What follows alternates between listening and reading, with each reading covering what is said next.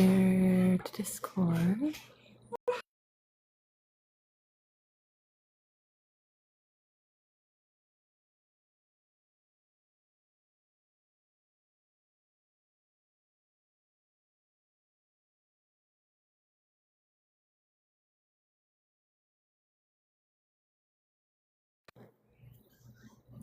Okay, so we are shared to Discord.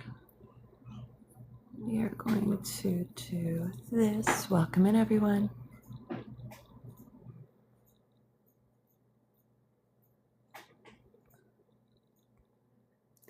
We will be having Kris Williams from Iowa joining us here shortly. He is running for their state House of Representatives, their District 8. Yes.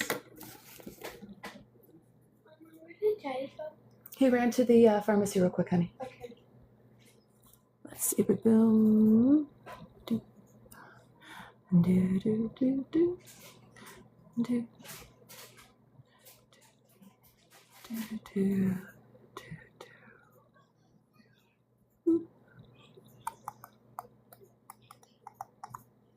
Boop. Boop. Boop. Nope. There we go. Okay, there we go. We got it sent. We'll like some lives. Welcome in, everyone. Oh, add to story. There we go.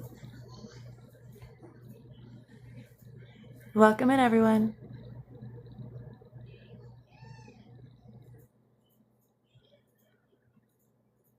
Confirm. There we go. Hello? Oh, hi, can you hear me? I can hear you, but I can't see you.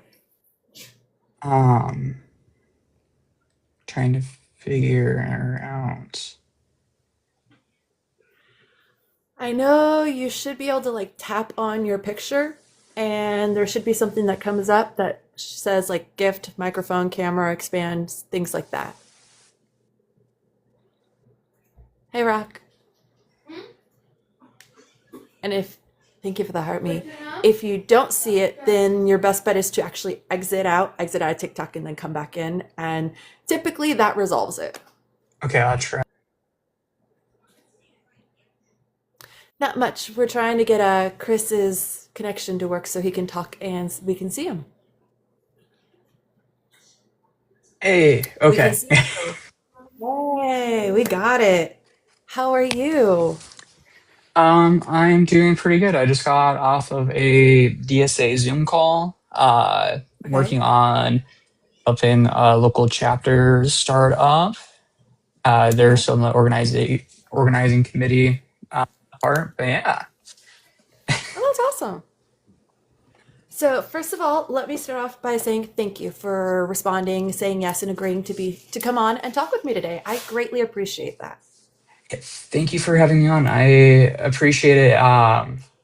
And I really enjoyed watching a couple of the other people that you've had on. It was awesome.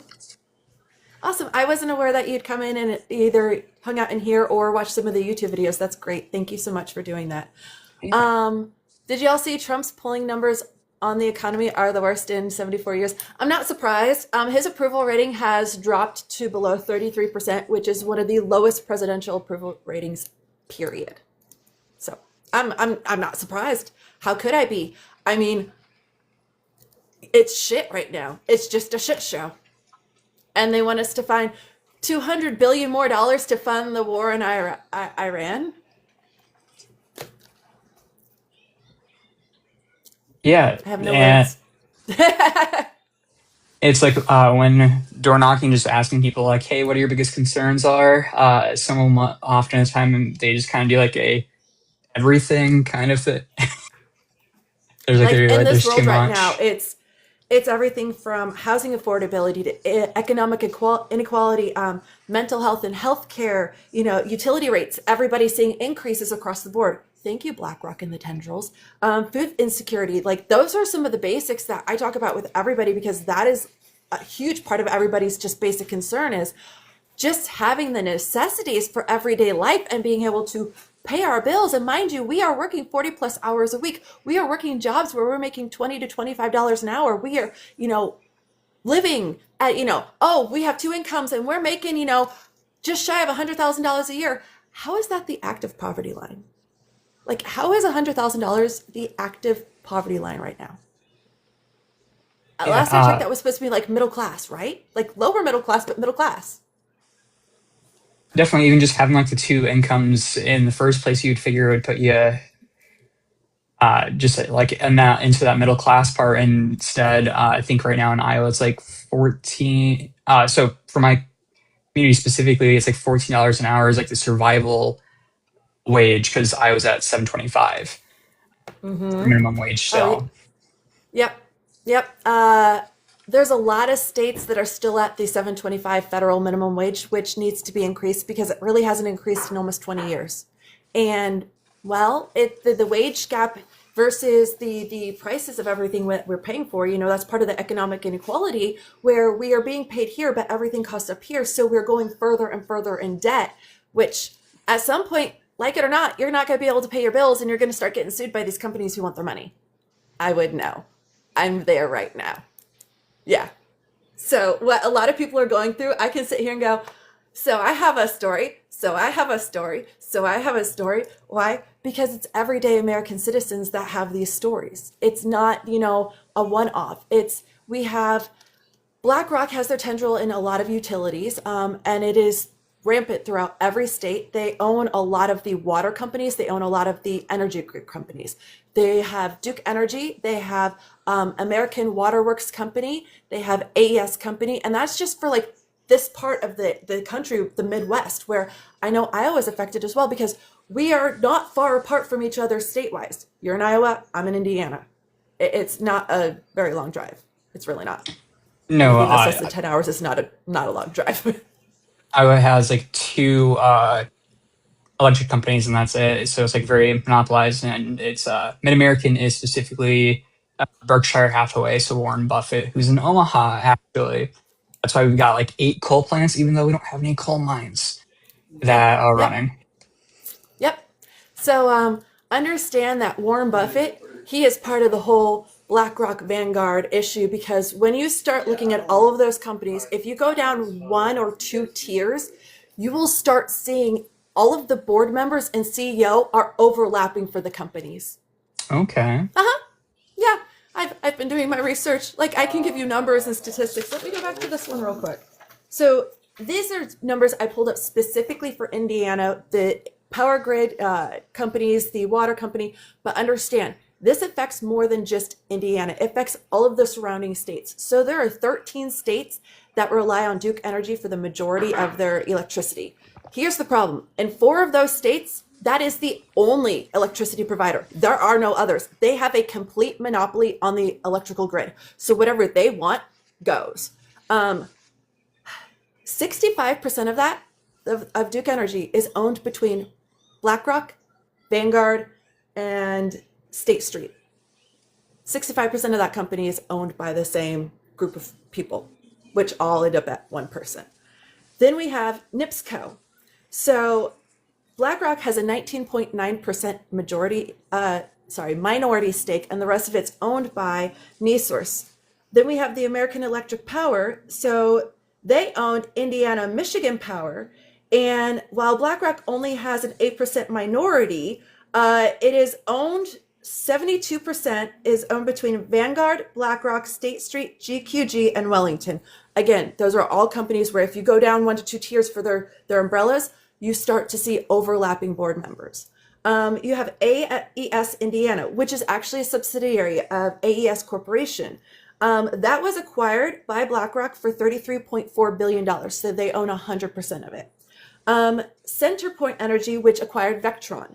That is 90% of it is owned by Vanguard, BlackRock, T. Rowe Group, and Wellington. Again, the same groups over and over and over are the ones who own majority stakes when you put it all together of these companies. Then you have Indiana American Water. That is a subsidiary of American Waterworks Company. 81% of that is owned by Vanguard, BlackRock, and State Street. And so all these subsidiaries. Those are all in the Midwest. So understand all of those companies have subsidiaries. And if you actually look at what the parent company is of your provider, you're not going to like what you're finding. It's going to be disgusting. You're going to be like, oh, well, that's why my energy rates have gone up 2 to 3% or 2 to 3 times. It's because depending on the state you're in, these data centers can proactively charge us for their infrastructure. So let's say they have a $3 million project and they're taxing everybody in that area that would be part of it. So let's say your bill is now went from $100 to $300. That $200 every month, let's say they cancel that project at 2.9 million. Guess what? You don't get the money back. They keep it. It's extortion. It's extortion and money laundering and taking more money from the people to the highest degree. And it's disgusting. And this is part of the area where we need to start on the state level, stopping these monopolies on utilities, because it's killing us. Absolutely. Specifically, Sorry, go ahead. I'm getting caught up on. Let's see. Rock said the last time Americans have enjoyed economic freedom was under Clinton. Yeah, we do all relate, Heidith. Let's see. Welcome in, everyone. Ohio, huge scandal in Dominion. Ooh, message me about that one. I'm going to look into that. Welcome in, Paradox. It's like that with here, Alabama Power. Yep. Good. Thanks for asking, everyone. Anything? Okay. We are caught up. Thank you, guys. So yeah, that's some of the numbers that I have pulled just for Indiana. I have delved into a few other states like Arizona because I've interviewed a few people from there, and Utah. It's not pretty. It's not pretty at all. It's not pretty.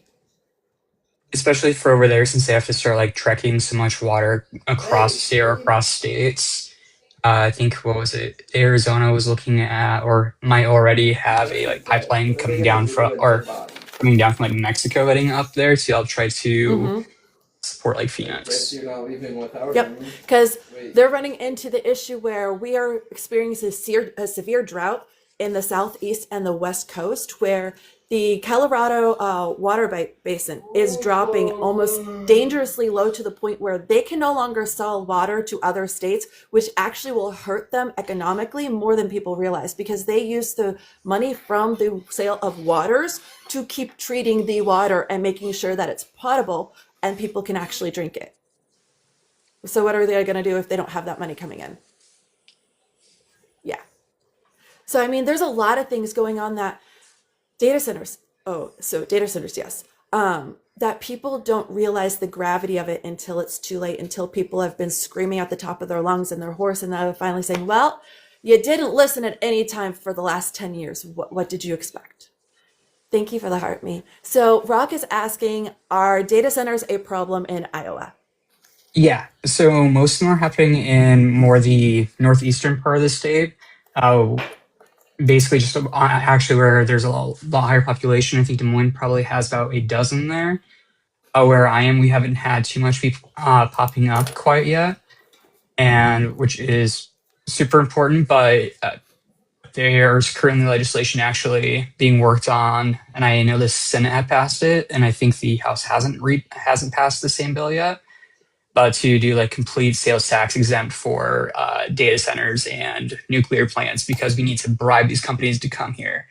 And instead, when we're already at a $1.4 billion deficit, I'm like, so that $500 million that would come in from that in the first place, that besides it's going to destroy the environment, and we're already having huge water pollution issues, that instead it's just looking to make that worse and bribe them to do so. See, and that's the issue is I will bring up Indiana again, because guess what? Indiana did exactly that. Data centers are tax exempt based on how many billions of dollars they invest into our state. So for the first $1 billion, they are tax exempt for 17 years. Every billion after that, they're tax exempt for 5 years, up to 50 years total. Yep, similar idea. They want to do like for if they donate like 5%, whatever the sales tax amount would be, to the local schools to help like their engineering programs.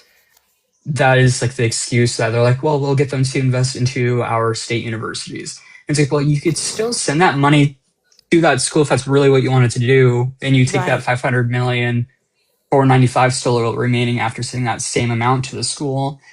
Instead, you fix the potholes, or you go ahead and fund more water treatment centers, because Des Moines has the biggest water treatment center for nitrates in the world. And already for this year, they've been using it for over 90% of the time, and they're barely keeping things near like the EPA recommended level, which is already like twice the amount that like doctors recommend. Yeah, and then let's talk about the environment and EPA.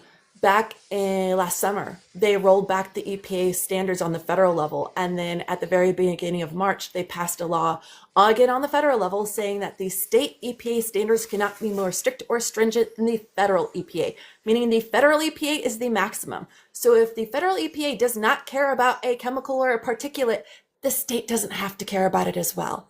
Companies can voluntarily care about it, but how many of them are going to voluntarily sink billions of dollars into infrastructure when they could just save the money and pass that sickness along to the people so the people pay for it with medical bills? Yep, and I was been fighting. The Republicans have been fighting, trying to pass a gag bill for the Bayer company for Roundup, and that it's extremely unpopular. But it's like their third session in a row they have been playing with it to try to pass it for that exact same purpose. That I think I saw Bayer came out recently saying we need some sort of consistency. Like we need to know like what kind of regulations to expect. Like what kind of chemicals is not okay to put in people's water. I was like, well, the whole reason why you're getting in trouble is because you're knowingly putting toxins into the environment. So it's like, you Exactly. kind of know already. It's like, oh, well, we're getting in trouble for putting toxic waste back into the water. So what kinds of toxins can we put in the water still? None. How about none? How about no toxins back in our water? How about one of the issues, the biggest issues I have with data centers is the fact that they're telling everybody, oh, the water when it's done cooling the systems is clean and safe for consumption. No, it's not. You realize they use antifreeze to cool those systems, and the water and the antifreeze mix, and then they're putting that right back into the ecosystem. Antifreeze is the stuff that if you gets on the ground while you're doing stuff with your car and your dog licks it, guess what? Almost immediately, because it's that toxic and deadly to the body. It is not something we would just want to haphazardly put back into nature saying, oh, it's all right. No, it's not. No, it's not. And the other thing that gets me is when they say, oh, well, the chemical spills aren't that bad. They'll be out of the groundwater in 7 to 15 years. And it's like our aquifers that we already are using are being severely depleted. So like even when it comes to like the scarcity of what ends up being like our cleanest water is already getting just entirely torn out. And a fun fact with Iowa for the Missouri River, that it used to be a lot more curved than what it was, and then they took dynamite and was blowing it to be as straight as it is, which has made the runoff significantly worse because now the water goes at such a faster rate, just straight through. And we just pass all these toxins down. That's why there's that dead space in the Gulf of America. Is a lot of that comes from the Iowa's issues of water contamination that we affect a lot of states downstream. Yep. And that's what people don't understand is if you are upstream, you are going to affect every state downstream and then in the ocean. That's how it works. So the further up you are, the more people you are going to contaminate, the more people and animals you are going to make sick.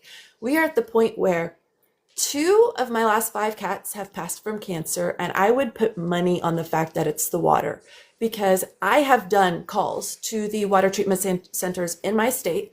I finally got a few of them just to tell me some basic information. One lady goes, oh, ask all the questions.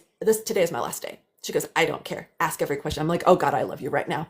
Come to find out that in Indiana, the standard they use for acceptable levels is a human being that is at least 150 pounds and 6 foot tall.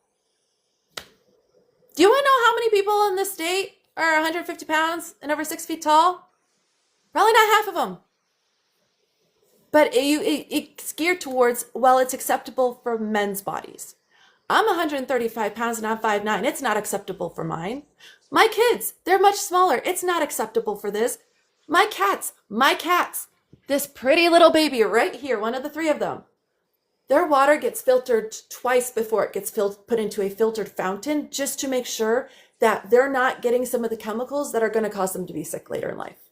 Why? Because those chemicals sit in the body. They don't flush like people think they would. They flush very slowly. So you have to stop putting the contaminant into your body for your body to flush it out of your body so you don't end up with cancers that are caused by those contaminants. Basic medical research 101 when it comes to healing the body is you have to stop putting the contaminants back into the body. My wife's aunt is a doctor that does a lot of like work on like blood cancers and whatnot. And apparently, Iowa, we have a huge cancer, one of the highest cancer rates in the nation. And she explained to me that the big thing why the water being like the prime suspect to be the issue when it's like really hard to like legally point to what's causing it. And in Iowa, they go like, oh, it's because we supposedly drink so much more than everybody else. But she explained that specifically it's all like blood related cancers is what's going on in Iowa.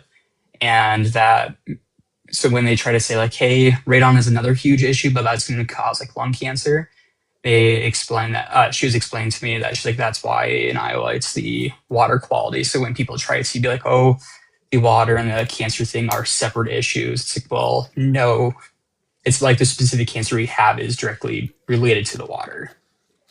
It is. And that's the thing is, Flint, Michigan, there are so many cases of cancer that have been tied back to Flint, Michigan and the water quality there, where people who moved away from there 20 years after the fact developed the same cancer as the people who still lived there.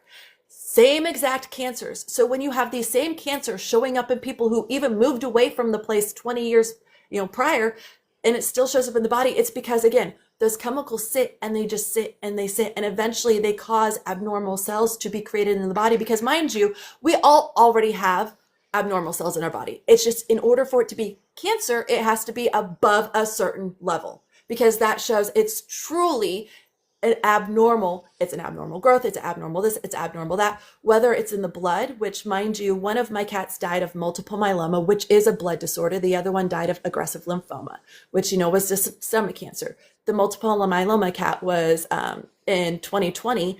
And ever since then, that's when we started filtering the water. And I think that's the reason why Knox's wasn't as bad as it was. But after that, nope, we added one more filter to the routine because it's the water. Their bodies are not designed to flush those chemicals the same way ours are. And even then, they keep putting toxic levels of chemicals into the water, but saying it's acceptable or adequate or appropriate based on these numbers. Well, how many Americans are actually those numbers? How many women are those numbers? How many children are those numbers? Because my son might be over 6 foot, but he's not 150 pounds yet. He's only 14. He's being exposed to those. My daughter's being exposed to it. I know you and your family, if you have kids, they're being exposed to any chemicals in the water.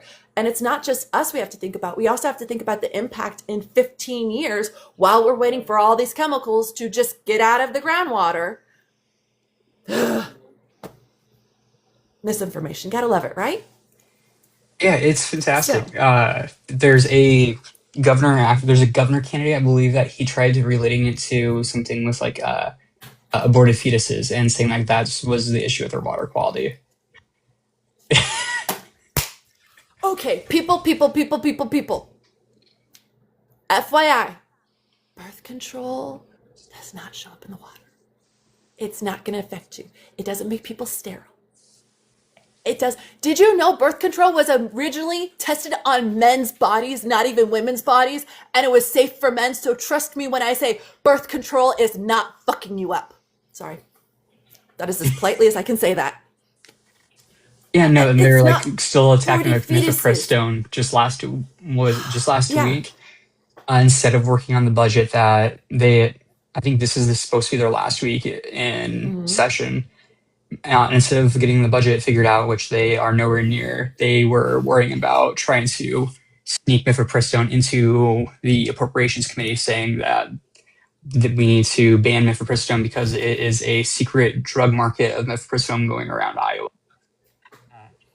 There's no secret drug market. There's just people getting the prescriptions through the mail It's because like, providers in other states can still legally send them to states even if there's a ban. or the HPV vaccinations that they were just fighting about in the legislature. Senator Shipley or Representative Shipley was talking to one Representative Bates, who's a doctor, and they were talking Mm-hmm. about why is it important for kids, teenagers, to be able to get this vaccination without parents' consent. Like, well, when they switched out who was asking the questions, and it was another doctor asking the question, like, hey, did we in our medical classes learn that it's important to have the parents leave the room when you're working with a child so you can check and make sure for like stuff like that might hint at sexual abuse? And if this is to help prevent cancers or STDs and STI treatments, or if there might be a specific reason why that might be the situation where you need to not have the parents' direct involvement on it. Sorry, that was the mifepristone. Yeah. Where it comes down, like if you're trying to actually like solve like the issue that they're going for, which is less abortions, in Iowa we've had the same increase that every other state has since Roe v. Wade got overturned. That they just go out of state, like they sit there and they track where like these people live and their addresses, and they've all just gone to neighboring states to get it done. It just makes it more expensive and less safe for people. Yep.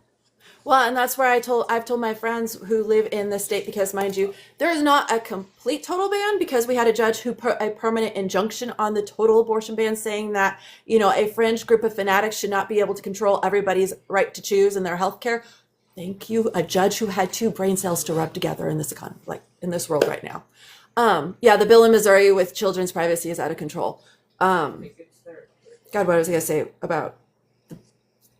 I lost my train of thought. Judge. Oh, Indiana. I've told them that I have a friend who is currently trying, and I told her, I said, find the closest hospital to you across state lines that you can get abortion care at. Why? In case you have an ectopic pregnancy, because they're going to fight you on it still in the state. In case you need a DNC, sweetheart. Because I told her about my experience with one of my 5 miscarriages where I was 20 weeks along. The baby died inside of me. Okay, nothing I could do. It was just, it is what it is. I have polycystic ovary syndrome. I'm naturally fertile with fertility issues. It's weird. But it's one of those, I told her, I said, because I don't want to lose you, because doctors are too afraid to do their damn job because the government's fucking stupid and is invading the patient room where they should not belong, period. It should be between a doctor and his patient, or her patient, period. It should be between the patient and their doctor, period. Regardless of what it is, whether it's mental health, whether it's AB, whether it's, this, and this, the fact that women have to get permission from their husbands and ideally have at least 2 kids before they're allowed to get a hysterectomy or have their tubes tied is freaking ridiculous. What if there are women out there who should not be mothers? Because I know women who's my grandmother never should have been a mother. However, she lived in a day and age where that was what was expected of her. After she had kids, guess what? My mom raised herself and her siblings. My grandma was too busy trying to find a new man to take over the house, because her husband was, a cop, and he was killed purposely in a drive-by.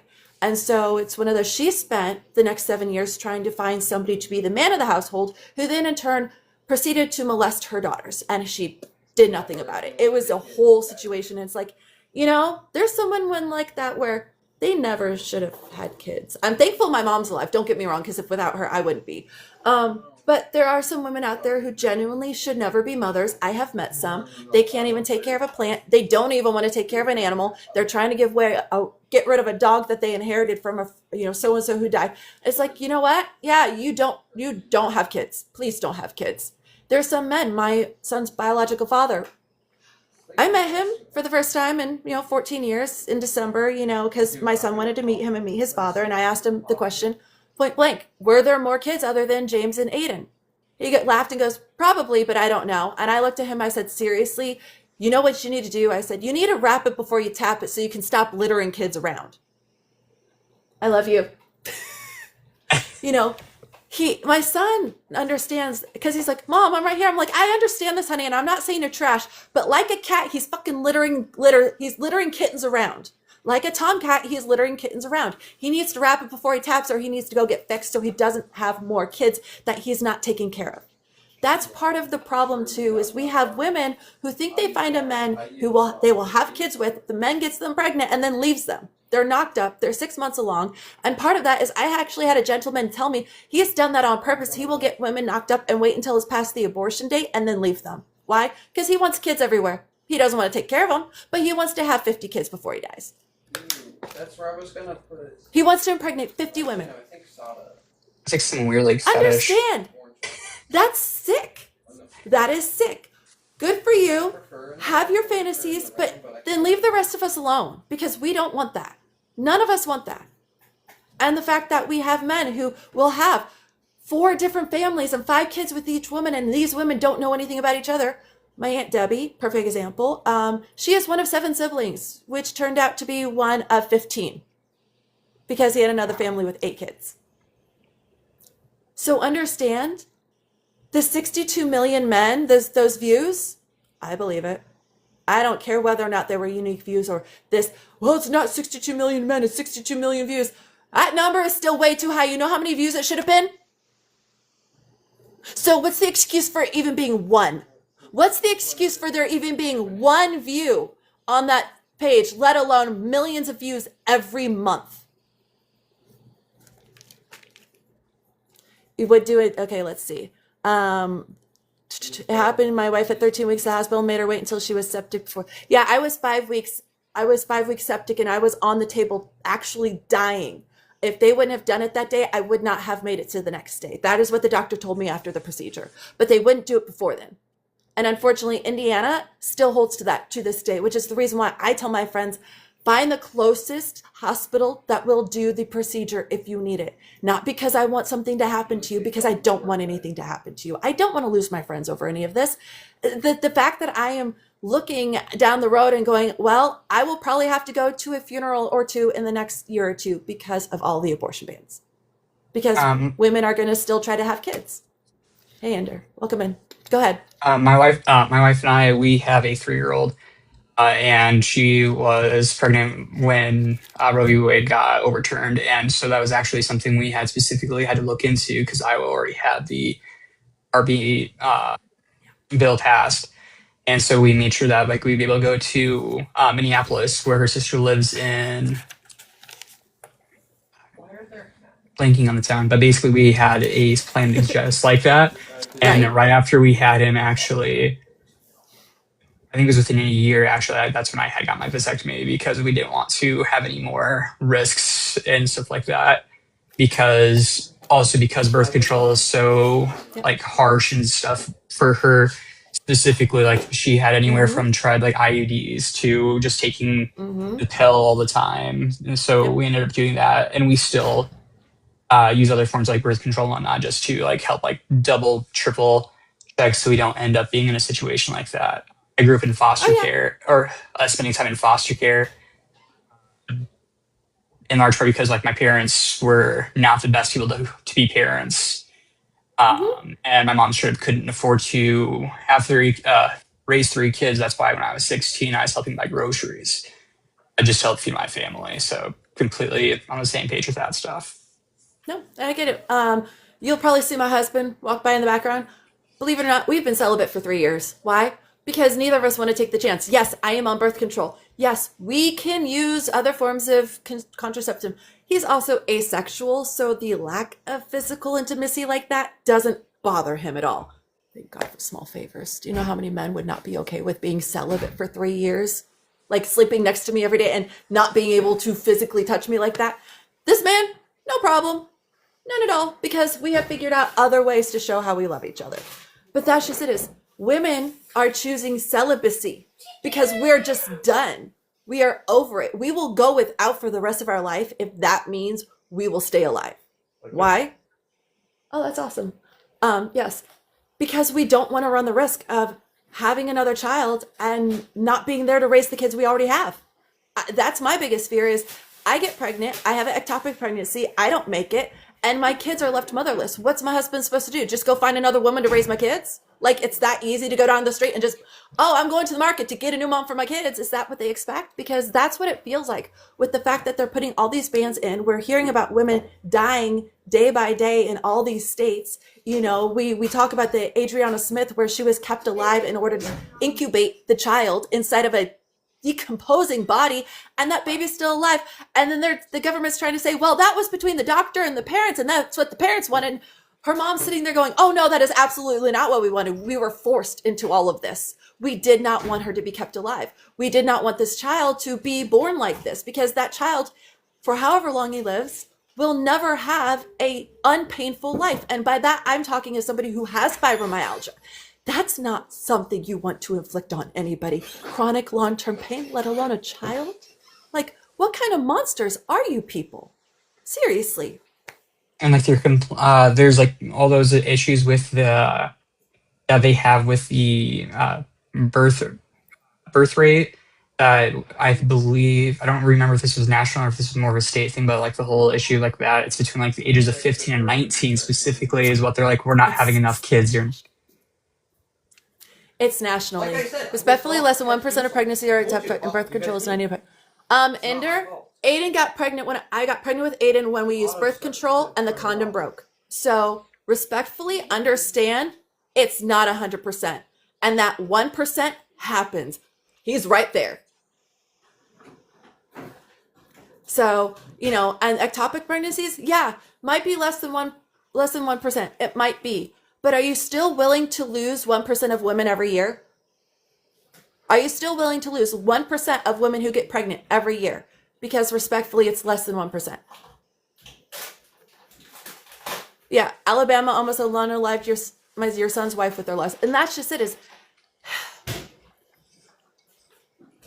when it comes to abortion, especially when it's past the first trimester, as a woman, trust me when I say the vast majority of us want to keep it.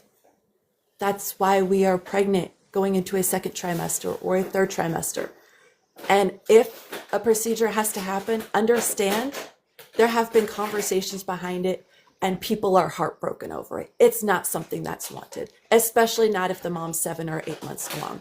Trust me, there's already a nursery set up, the room's been painted, names have been picked out, and hearts are being broken. Okay?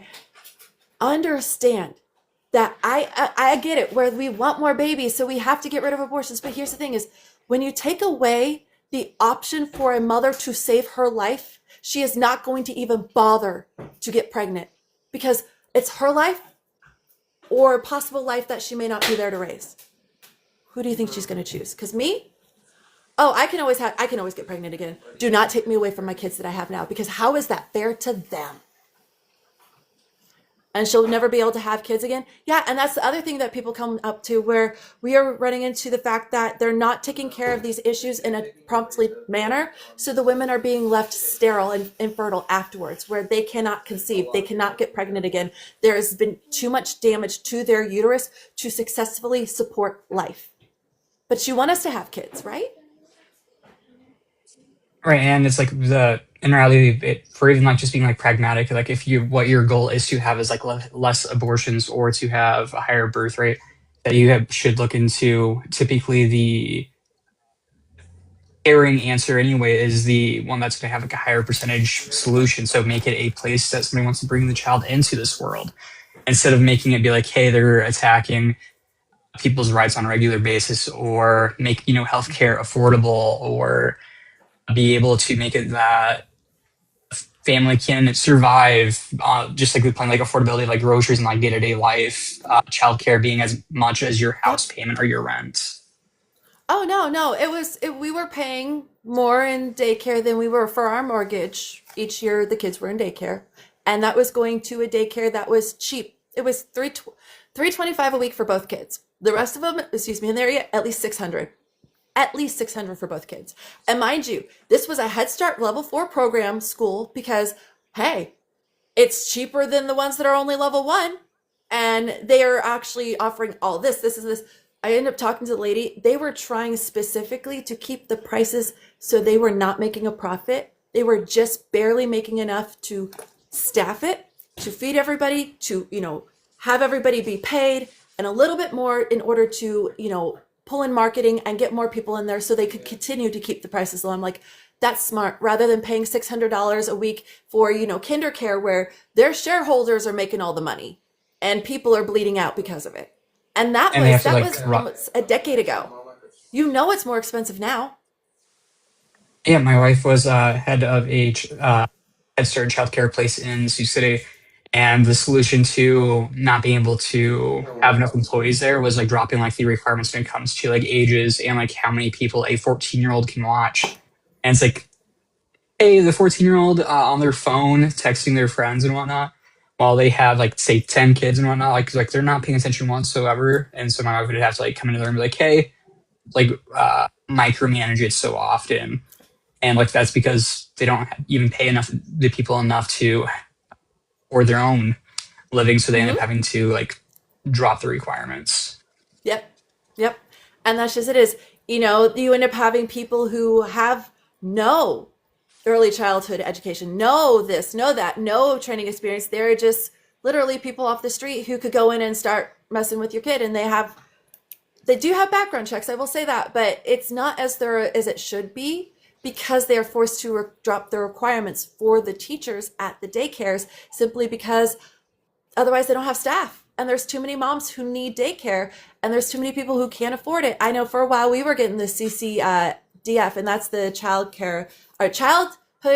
care daycare fund or something like that. I don't remember what it stands for, but we got that for a while. And then we started making $100 too much a week. And they told us, well, have your husband work less overtime. He can't. He works for a company where it's mandated that he has to work overtime every week, but they can cap the overtime at 14 hours. And then after 14 hours, he doesn't have to stay.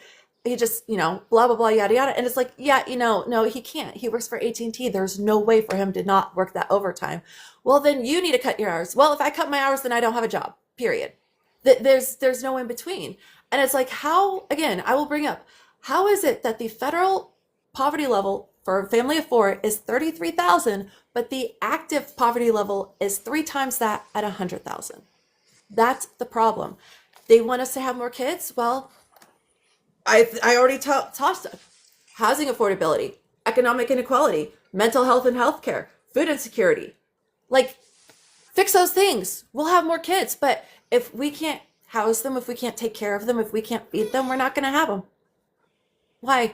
If we can't take care of it, why would we have it? And then we have the Republican Party who's having young influencers come on board and literally tell teenage girls between the ages of 15 and 19, and that was a national-wide thing, that they're not having enough babies, that they need to have babies before they're out of school, that they need to have babies before they're ready, that they need to have more babies than they can afford. Like, they want them to be pregnant at 15. And I thought the whole point starting in the 90s, because I remember when my cousin got pregnant at 16. So it was 96. Yeah, let's see, 98, 2000. Sorry, it was 2000. I had to do math. My bird's like, no, that's only 10. That's not 16. So she got pregnant in 2000. And it's dropped 72% since then. I thought that was actually a good thing. I was excited for it because I'm like, oh, cool. My kids are less likely to get pregnant. Great. That means the next generation has listened to us. Gen Z has listened to the millennials and the Gen Xers who had kids when they were teenagers about not having kids when they were teenagers because it made life so much more difficult to them. Yeah, at 40, their kids grown and out of the house and they can finally start living their life and doing the things they should have done when they were in their 20s. Trust me, people, it is very humorous to see 40-year-olds at spring break because they never went when they were in 20s and they're acting like they're 20s and you're sitting there going, oh God, that is just so embarrassing. Please, I don't know that person. Not to say I don't get crazy, but it's that level of you're seeing a 45-year-old woman act like she's 21 and it's just off-putting because she had kids when she was a teenager, but now she's telling everybody don't have kids when you're a teenager because otherwise you won't be able to party like this until you're in your 60s. Yeah. And it's like, she's not wrong because they're telling them to have kids, have 20 kids, have kids from the age of 20 to 40. And then you're finally going to live your life after they're all out of the house at 60. Who wants to do that? And Like, my who wife wants to do that? works in foster care actually, like for like managing foster families. And like the whole idea of the whole Planned Parenthood, you got those people like protesting, saying like, "Hey, we'll adopt your babies" or anything like that, or like even in like the foster care system is already just so overwhelmed that Mm-hmm. she had like two sets of sibling placements that happened a couple weeks ago, Mm-hmm. and they had to sit there. They wanted to keep the kids within X amount of miles usually, and I think they were Mm-hmm. at the point of being like, hey, the kids were going to go at least 2 hours away from where their school was because there Oh, was damn. no foster families nearby. Because they kept like asking every family within 50 miles and it kept growing. And they only had like, hey, this 8-year old lady who still does foster care, she can only keep them for like a week. Like she's Oh, still like a wow. part of the system, so she can help be like a reprieve or be this last second thing for the night. And yeah, they were looking at moving these kids 2 hours away. Oh, wow. Yeah, I know my sister-in-law, she was a social worker for a decade and then she retired from that and she's going back to school to do something with childhood behavior. I think she wants to be a childhood behavior therapist, which is fantastic. We need those. And Rock is saying they're trying to ban S education here in Alabama because the teen birth rate is too low. Yeah, that's the problem is we need to have the education. They need to be taught abstinence is while it's the way to go, we also are aware that teenagers are probably not going to be abstinent, neither are 20-year-olds. So you got to wrap it before you tap it. Third Let them spaces know. really hurts that too. Right. It's one of those like, again, I thought that was a good thing. I thought it was a good thing that women were waiting until they were a little bit older and more mature to have kids so they could actually be stable and not inflict the same amount of trauma on their children that was inflicted on them by their parents. I thought that was supposed to be part of the good cycles that we were doing, not going back to the point where, oh, we want 12 to 13-year-olds pregnant too.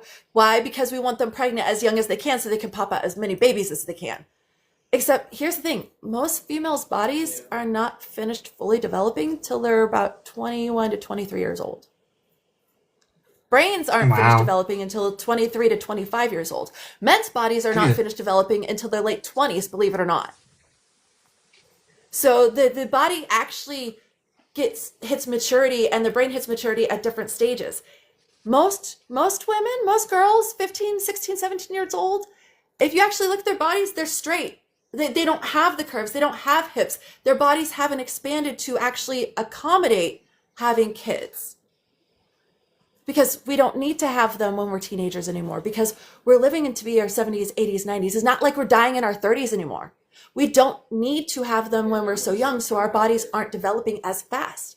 I didn't start my period till I was almost 18 years old. My mom was almost 20. Women in our family don't start till later, and we hit menopause when we're in our late 50s, early 60s, because we're supposed to be able to have children for a longer period of time, but we don't start till later so that our bodies can actually successfully have a 50-year period. Whereas a lot of women, they start at 13, 14. Yeah, they're fertile. They could get pregnant, but they actually hit menopause in their early 40s because their bodies are not designed to actually be fertile for longer periods of time. They're supposed to be fertile between their 20s and their 40s. So they have a 20-year period of where they're actually fertile instead of a 40-year period of where they're fertile. A lot of things, if you actually know how the human body works and know what your bloodline specifically dictate for you, because it's different for each woman's bloodline based on the maternal zygote. Yeah, I love genetics. It's so fascinating that it's not the same for every woman. So you can't say that all women are going to start their periods by the time they're 13 because they're not. A lot of girls don't actually start till they're about 15 and should not actually get pregnant till they're about 5 to 6, 7 years after that. So 20 to 22. So you understand there's a gap between when we actually can become pregnant and are fertile to when we should become, because it takes our body X amount of years to go from being stick figures to having the curves and being able to accommodate having a child. So there's a lot of things that go into it medically that we don't know, because guess what? It wasn't until the 90s that we actually started doing research on women's bodies and not just men's. And That's only it 30 years of doesn't research. and doesn't help that like giving people the opportunity to become more educated and whatnot, so they can have higher income potential. But in the Iowa Republicans recently just came out complaining that Iowans are being too educated. That's their claim to what brain drain is. Yep. That they're too educated for these really bad jobs that we're trying to give them. So they're like they No. want too much money. No, the reason why, because I was reading actually about this last night, the Iowa brain drain, especially in rural areas. It's not that, they're too smart. It's the fact that the jobs that are being offered don't even meet the minimum requirements for sustaining a livable wage. $7.25 an hour, I'm not sorry to say, does not sustain anybody anymore. That is literally what you should be paying a high schooler while they're in school. Like $7.25. That is not what you pay a high school graduate. That's not what you pay somebody who has education. So if you have jobs in that area that require only a high school diploma and they're only paying $7.25, don't be surprised if you have people who need at least $10 an hour will move to a place where they can get that kind of income and have it be affordable for the housing as well. If housing keeps going up, if prices keep going up, yeah, you're going to have the quote unquote brain drain. You're going to have people move to areas in which they can actually be paid a livable wage. Who wouldn't? That's just basic common sense. It's like 1 in 3 Iowans right now cannot afford their bills from like month to month. So that's where that whole survivability wage for my county is that 13ish or whatever an hour. Is that one in 3 Iowa household families, like the people are working, whether or not it's both parents or if it's a single person, that for them to be able to afford like their rent, their a reasonable frequency and going to like the doctor, their groceries. And that's where like even like $7.25 thing for like high schoolers. I've talked to people like, well, in reality, that if you had that higher wage, say at like the 15, at the 20, like that's also why like small businesses in the downtown area are suffering, like the local brewery saying, I don't have enough customers coming in. It's like, well, nobody has money to come spend here. Right. That's the problem is it hurts everybody. It hurts the small businesses. So I'm a licensed massage therapist. I work part-time for a chiropractor. We're struggling there. I also run my own business, struggling there. Why? Well, people, when they have to balance a budget, they start cutting the luxuries. And even though massage is not actually a luxury, it is a preventative medical care. A lot of people have to start cutting that because I have to choose between my massage or putting food on the table for the week. I'm going to put food on the table. And I can't blame them. And I try to keep my prices low. So it's usually like $80 to $100 an hour. Why? Because I can. Am I worth way more than that? Oh God, yeah, I'm worth about $250 an hour, $150 starting, base, easy. Like if people had money, they would be paying it. They've already told me if I had that kind of money. I said, I know, but I know nobody in this area can afford that.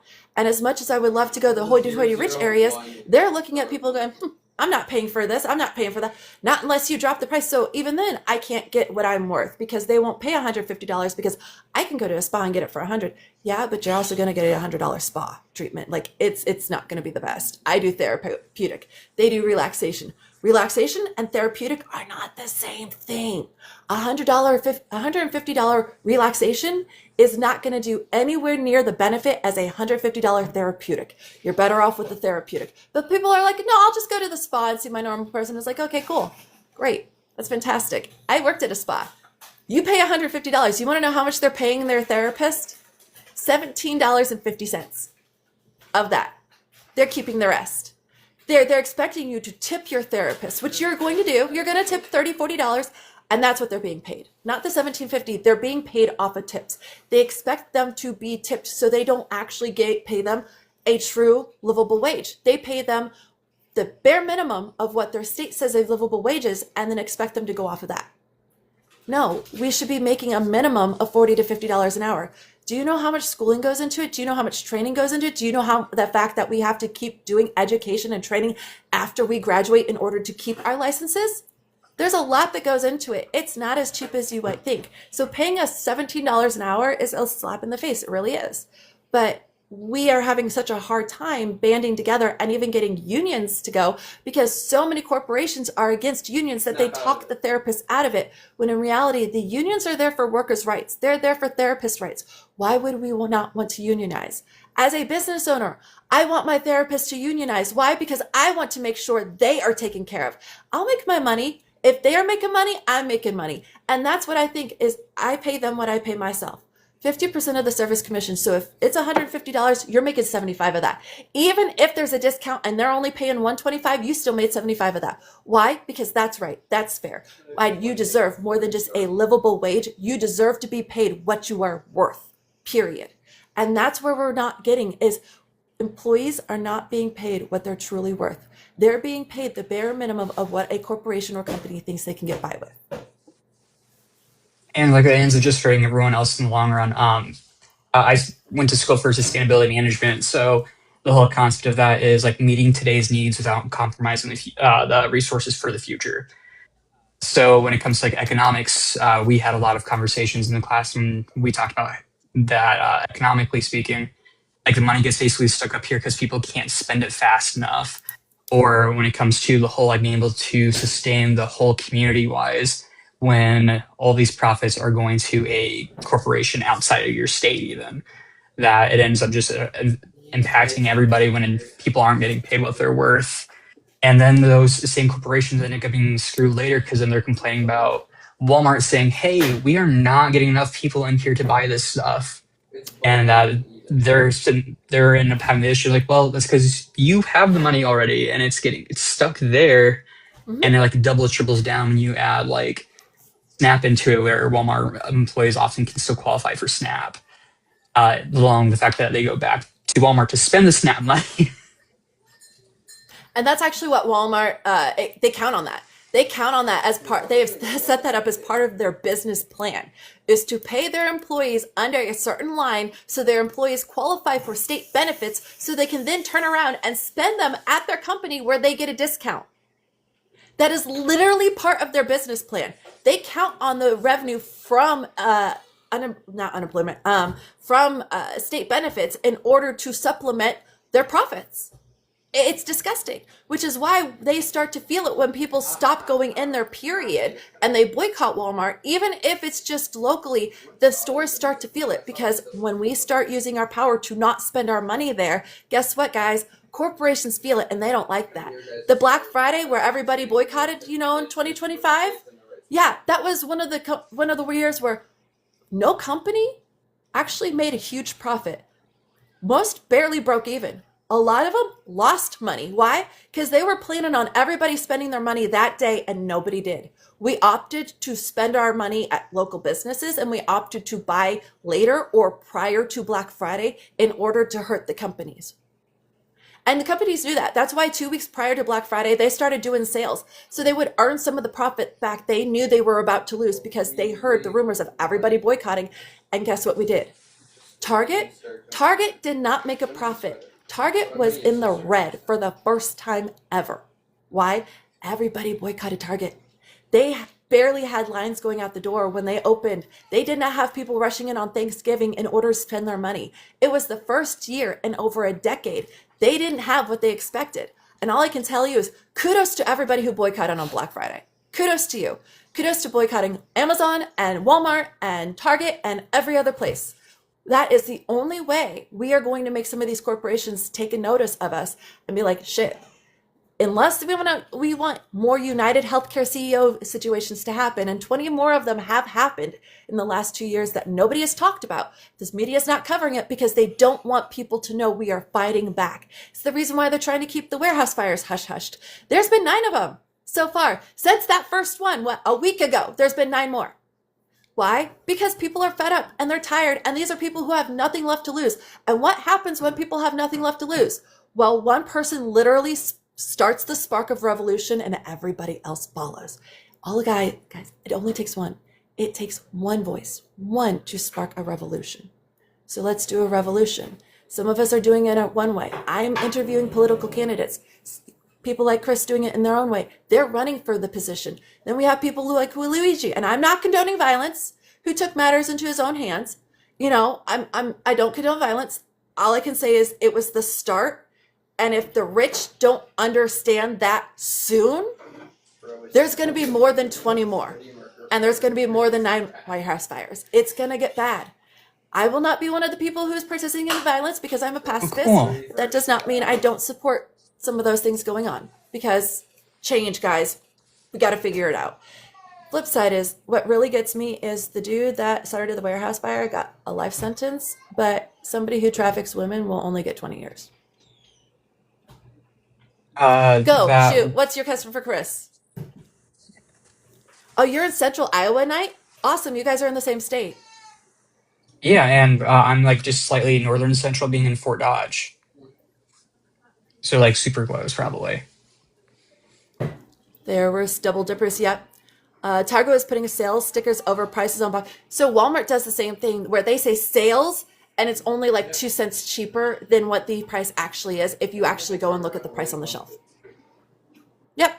That Oh, has been a Marshall marketing County. tactic. Or Target has this bad habit of purposely upping the price and then dropping it down to the sale price is what the normal price actually should be. So if you go to the manufacturer's website, the wholesale website of what things should be listed at, you'll see they have it listed. Their sale price is what the actual manufacturer recommended purchasing price is. Yeah, the Actually, MSRP. you actually Go ahead. used to work at Target for like the last like 3 years before running for office, and specifically, yeah, that whole like raising the prices that, especially in the last my time there, they were upping the prices where you could, depending on how lazy the worker was, they would just slap the little sticker right over the other one. If you sat there, you could slide the piece of paper over and you'd see what date it was changed and what the price was, and that's often where you were Mm-hmm. saying with that whole now 3 weeks later, it's on sale for that same price it Yep. was 3 weeks Yep. ago. Have you I seen get that, the Night. I did fake failures to So try he's and talking kidnap about the kids? videos where we've had a gentleman. He was in the kitchen cooking, doing stuff around the house, and his daughter said, "Okay, Daddy." And then he questioned her why she said that. Well, turns out she had gotten a FaceTime call on her tablet with his voice telling her to come out and help him bring the groceries in. But he was home and it wasn't him. There's another one where a lady was called by her daughter on FaceTime after she had dropped her daughter off at school, telling her mom that she needed her XYZ. And they've both been hoaxes. This is where people are using AI in order to imitate people through various different apps in order to get kids to do things or parents to do things. So he's right. Faking I've not being family snipers with members the to try and video kidnap kids. calls. I've like seen and like heard like the whole like on the phone calls where they're like, "Hey, I'm in jail" or whatever the heck, and to like scam people that way. But I've not seen about like FaceTime for like kidnapping. Okay, so I have reposted most of the videos. I'll share them with you when we get off so you know which ones I'm talking about. But yeah, I've come across 5 different videos now where people are talking about these things that are happening. And you can sit there and hear the conversation, like they're recording the entire conversation at this point because they're trying to find out from the kid, oh, when did this start happening, blah, blah, blah, because they are having the issue and it's been going on for about 2 weeks now, 2 to 3 weeks, where FaceTime, especially through FaceTime, people are getting phone calls of family members saying all these things and trying to get them to help them. And the fear now is we have parents, quote unquote, calling kids, trying to get the kids to come outside of their homes so that people will be able to snatch them. It's same with women. Wow. And it's a warning for women and children because they are going to try to use AI in order to nap us, in order to traffic us. It's disgusting, but it's true. And if you connect all the dots, you can see it. You can see it right there. You know, they've been snatching women from the Midwest and kids from the Midwest since the 90s. You know, I lived in Missouri in the late 80s, early 90s when they were snatching all those girls. Turns out we moved when I was 9. But one of the girls I went to school with in my Girl Scout troop, we were pretty sure she was one of the girls that was snatched because she was out with friends one night and she never came home.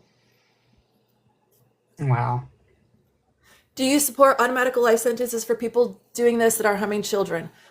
I Yeah. support the death penalty for people harming children, but that's just me personally.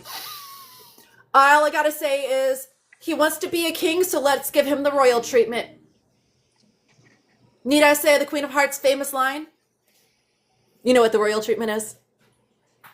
Is that like beheading? Like, is that from like Alice in Wonderland? Like It the is. hard, But like hard. the royal treatment, so they would use the guillotine to queens, kings, princes. That was the royal treatment, was the guillotine. It was just Mm. off with their head. And so when I say let's give them the royal treatment, that's the type of royal treatment I'm talking about. Why? Because I'm sorry, if you were the Epstein files and you named like 1,000,000 times in the 3 million. Don't tell me he was not central to it. Don't tell me he was just a CIA plant, because we all know he wasn't. He So was a yes, white I do pedophile. absolutely, yeah, I do absolutely support the royal treatment in situations. I do. That's one of them. That is one of them. Set the example. Let them know that if you do this to children, if you do this to women, we are not playing around anymore. It's going to be a life sentence or it's going to be the death sentence, period, depending on the severity. But it's not going to be a slap on the hand and you're out in 20 years. No, no, no, no, no, no, no, no. It's not going to be a, well, what about his future? What about her future? Do you know what happens to a woman when you violate her? Do you know what happens to a man when you violate him? Do you know what happens to a person when you violate them? What about their future that was taken away from them? What about the hope that was taken away from them? Because it is a deep, dark well that you got to climb out of to find any light ever again. It's the reason why most people who have been violated end up taking their own lives. Because it is a well most people cannot find their way back out of. Yep, he was the ringmaster. And yes, I know, I am actually very French. It's the girls. Okay, so let's get back to like your campaign. How has your campaign been going? I was looking at your primary, and it looks like you have no primary opponent.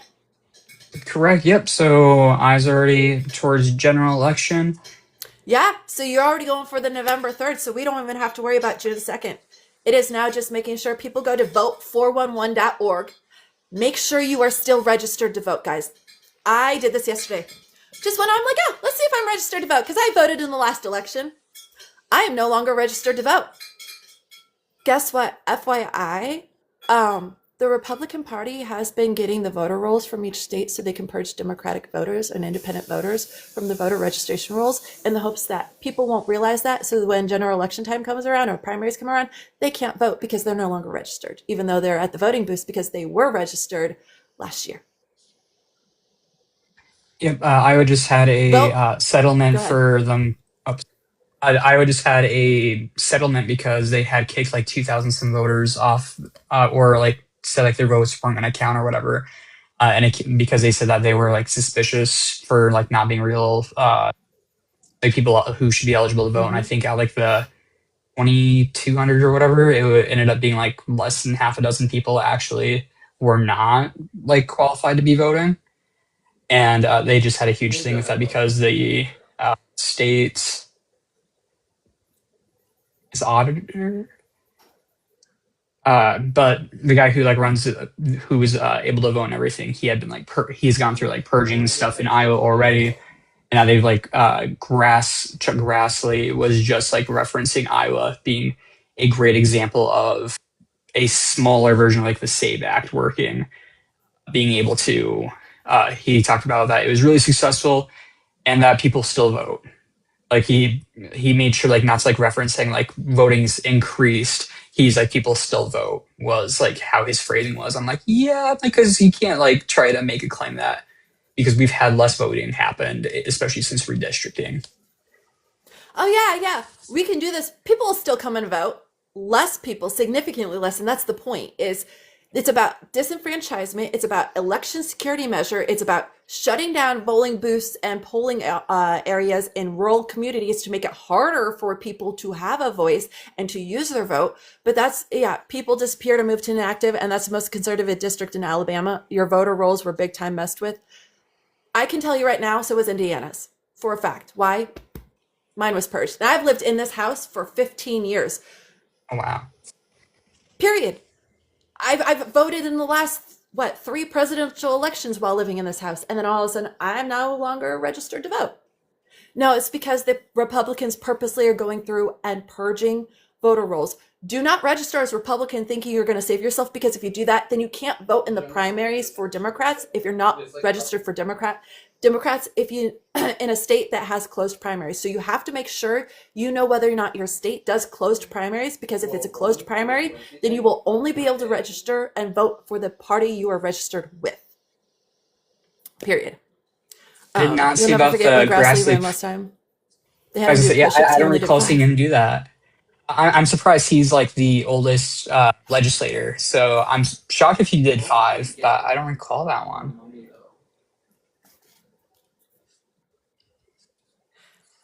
But yeah, again, guys, vote, VOTE 411.org.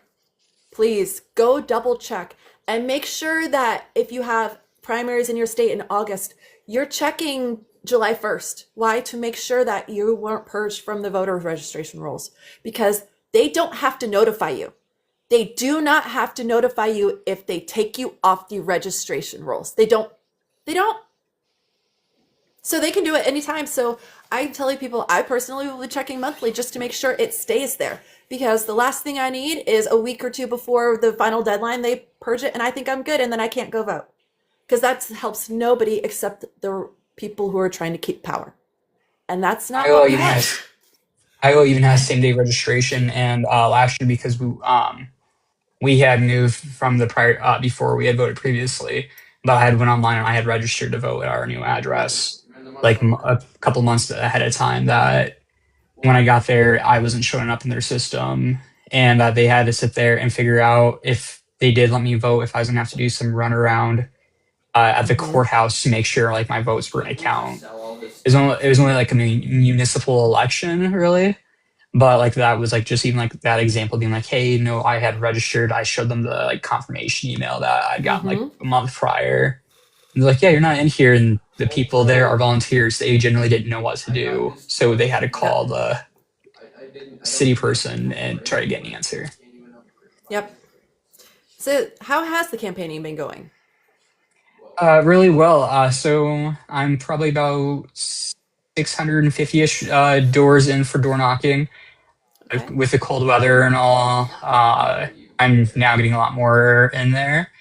But basically, a lot of people, unless when I knock on the door, they like insist on, "Are you Democrat or Republican?" and shut the door in my face when I say Democrat. They're very receptive because the main important things that I talk about is like, hey, I think you should be able to drink water from your tap without questioning it.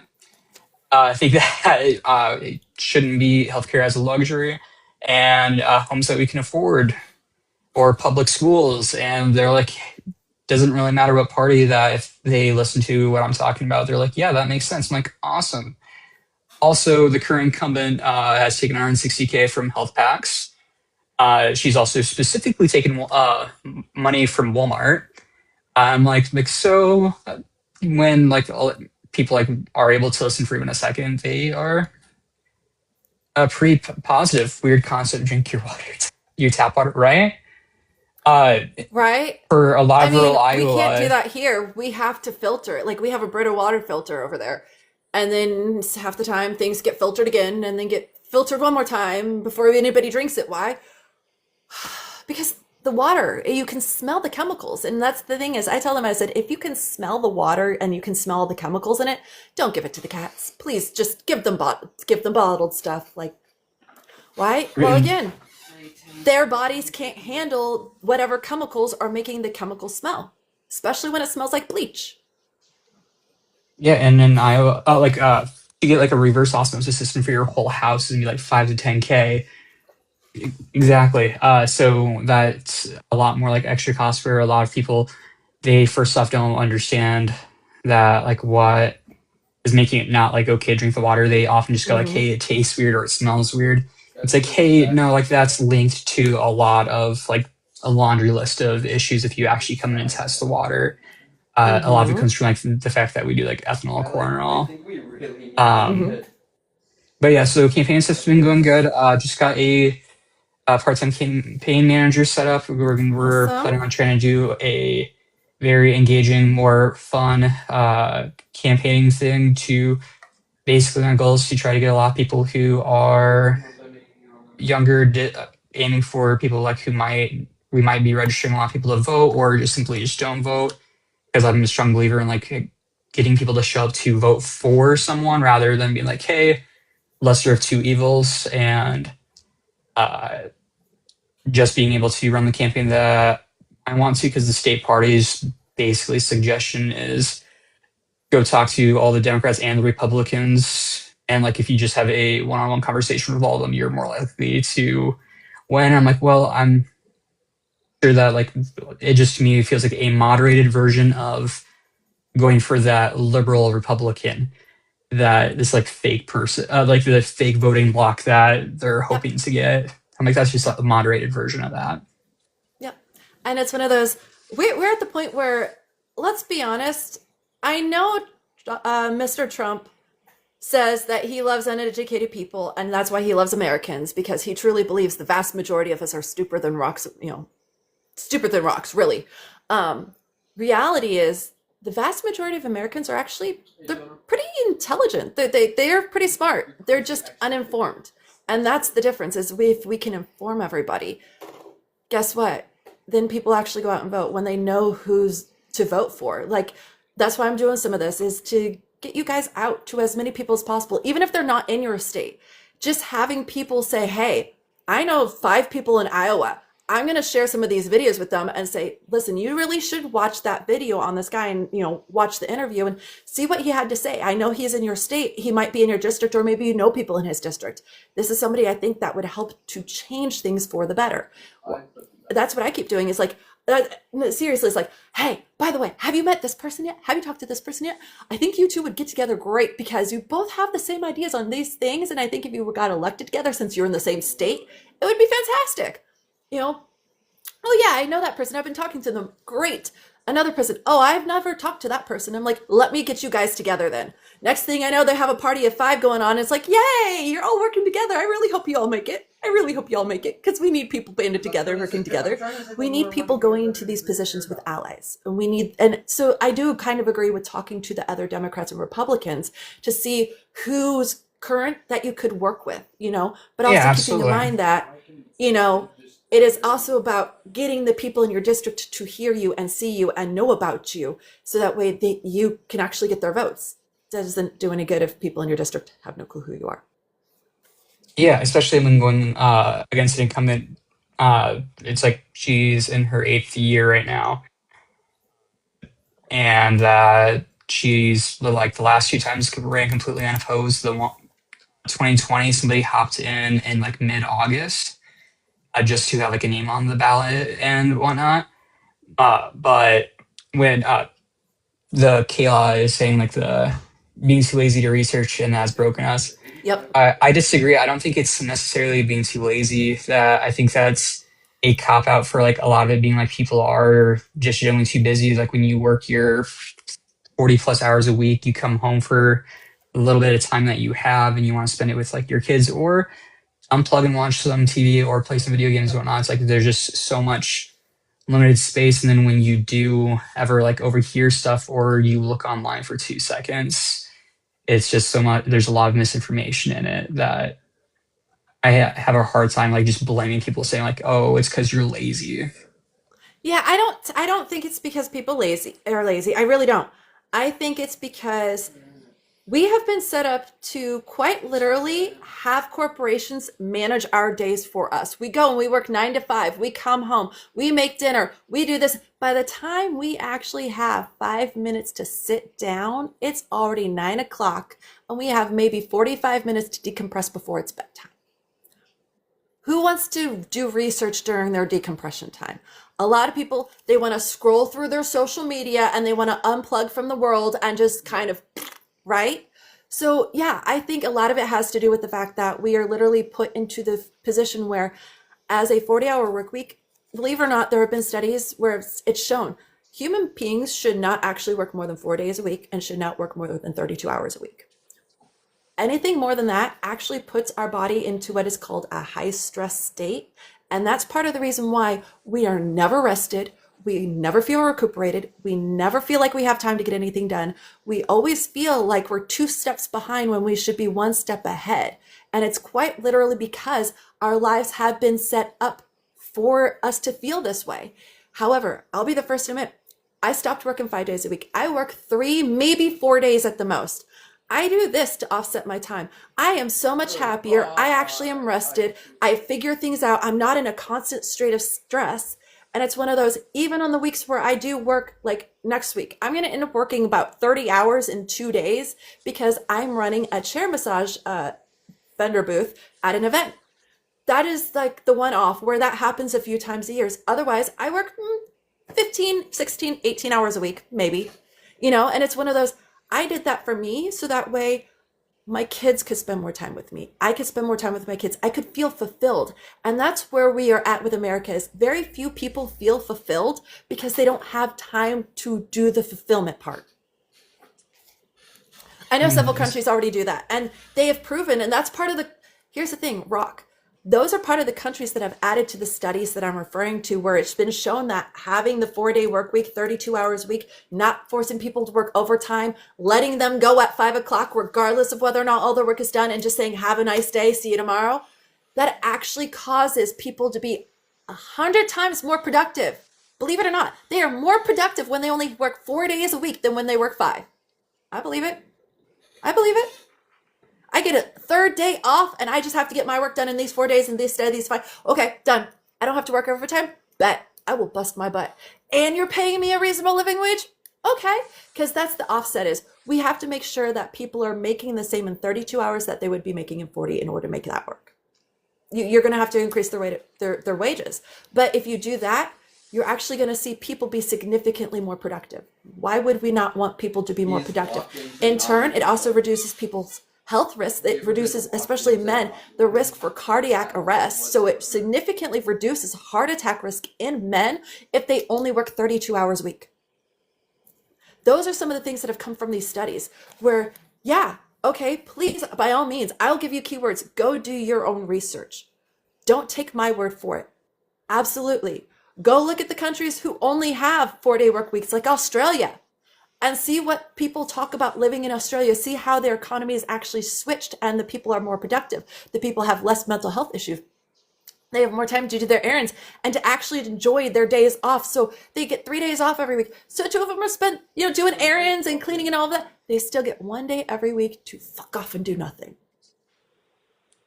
It's fantastic when you have a day to fuck off and do nothing. I literally schedule days like that into my life where I look at my husband and I go, I love you. Other than getting up to go pee, my ass is not leaving this couch for the next 5 hours.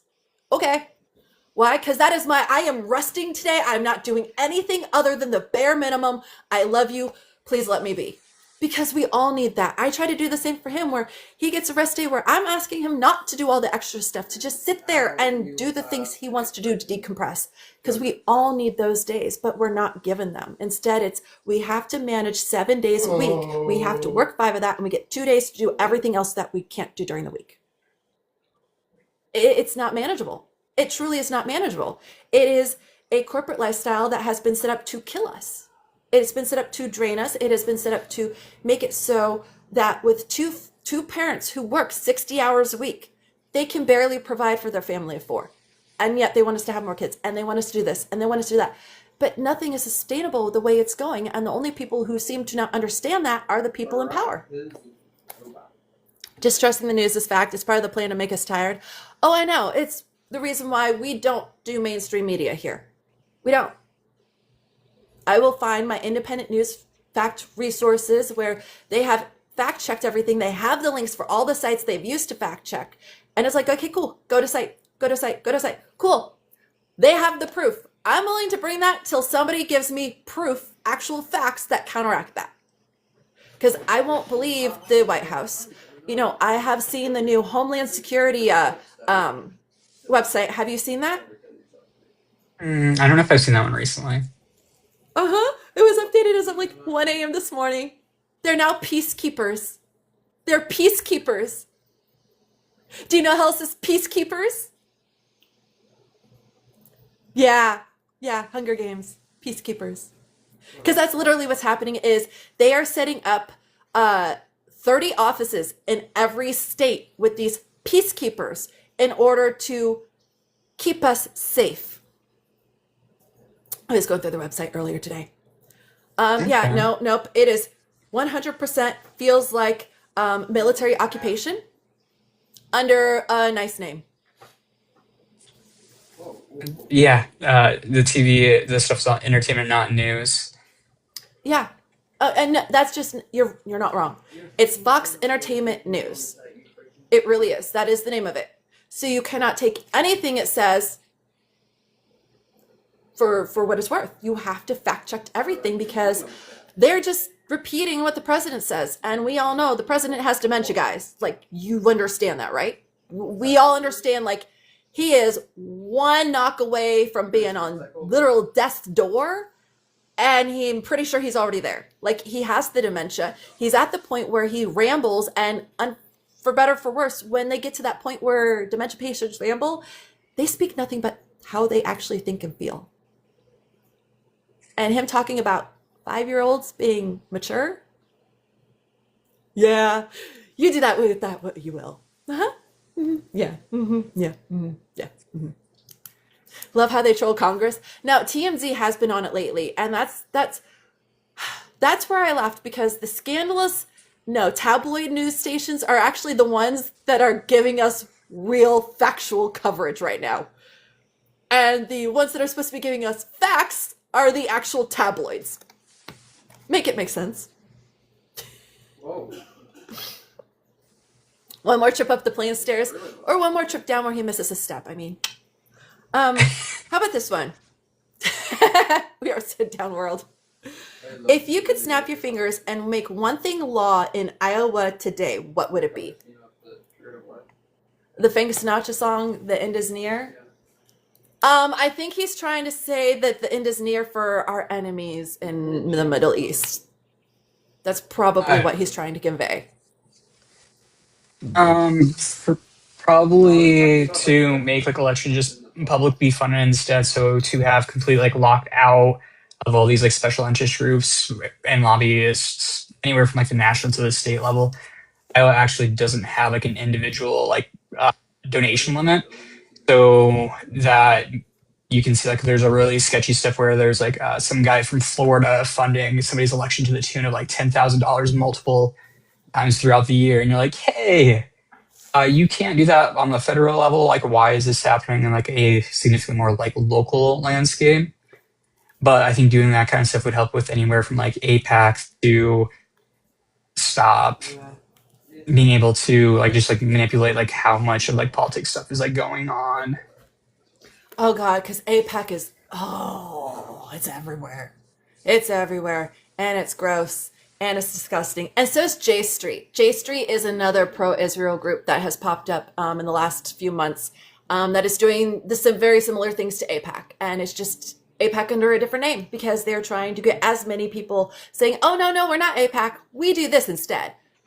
But if you actually go into their mission statements, you will see it's pretty much the same as APAC. Just a different name.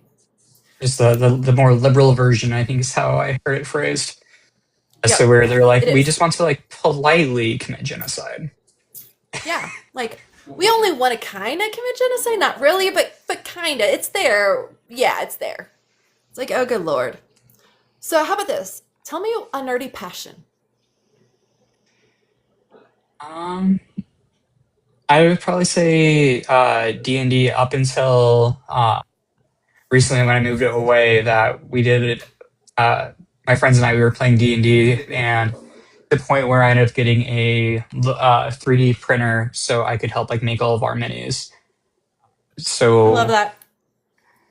That one is super fun, and having to learn a lot of like further like designing it and downloading the right software and splicing stuff, learning all this like extra stuff just for this like one thing. That's awesome though. That's really cool. So I am a D&D nerd. I started playing in high school. I'm at the point where I LARP. So the event that I'm getting ready to go to, I will actually dress up, cosplay, LARP. I am Shadow the half-elf healer from the Fey Realms. So it's a lot of fun. Where it's the Belagarth Medieval Combat Society. So they're all throughout all of Indiana, or not Indiana, all of the United States. They have chapters up in Iowa. They have events in Indiana. I mean, it's all over the United States. And I got in with them because one of my mods, who's also one of my friends, he's part of that group. And he talked to the person who was running Oktoberfest last October and asked them if they wanted a chair massage vendor on staff. And they're like, yes. So I started with them then. And then after that, I'm like, would y'all like me to show up tomorrow? And they're all like, yes, yes, please. I'm like, okay. So I started reaching out to the event coordinators and like, hey, do you want to have a chair massage vendor there? You know, I was at Oktoberfest. They're like, oh my God, yes, you worked on me. And oh my God, I saw you there. I'm so sorry I didn't get a chance to stop by. Yes, we want you there so I can absolutely get in your chair. I'm like, yes. So it's one of those, like, as a small business owner, it's really hard sometimes to get that foothold into, trying to build something. But now I'm at the point where not only do I get to do chair massage, which I love, I get to camp and travel, which I absolutely love. I get to dress up in my cosplay outfits and put my pointy ears on, which I absolutely love. And then I get to LARP with a whole bunch of people who just immediately welcome me into their community and made me feel like I belonged day one. But I like them. I'm going to keep working with them because they make me feel good about myself. It was a hobby that my wife was like severe like against, and like anything that like even looks kind of like nerdy, she automatically has like a little bit like she's like a cringe like reaction to it until we went to a Renaissance fair. And then from there, she's like, she's gotten like several different like clothing like outfits and everything because she just loved running around there and looking around. Mm-hmm. I'm like, hey, did you know like in D&D like that's like where I think there's like one time for like a Halloween thing that that my friends and we did like a dress up thing or whatever. And I'm like this like exactly like what that is. And so she's a little bit less against it now, but. See, my husband, because I've gone to a few fantasy balls. I like them. They're fun. Go hang out with your friends, and it's basically prom night as an adult. And I didn't go to prom, so it's my prom all over again.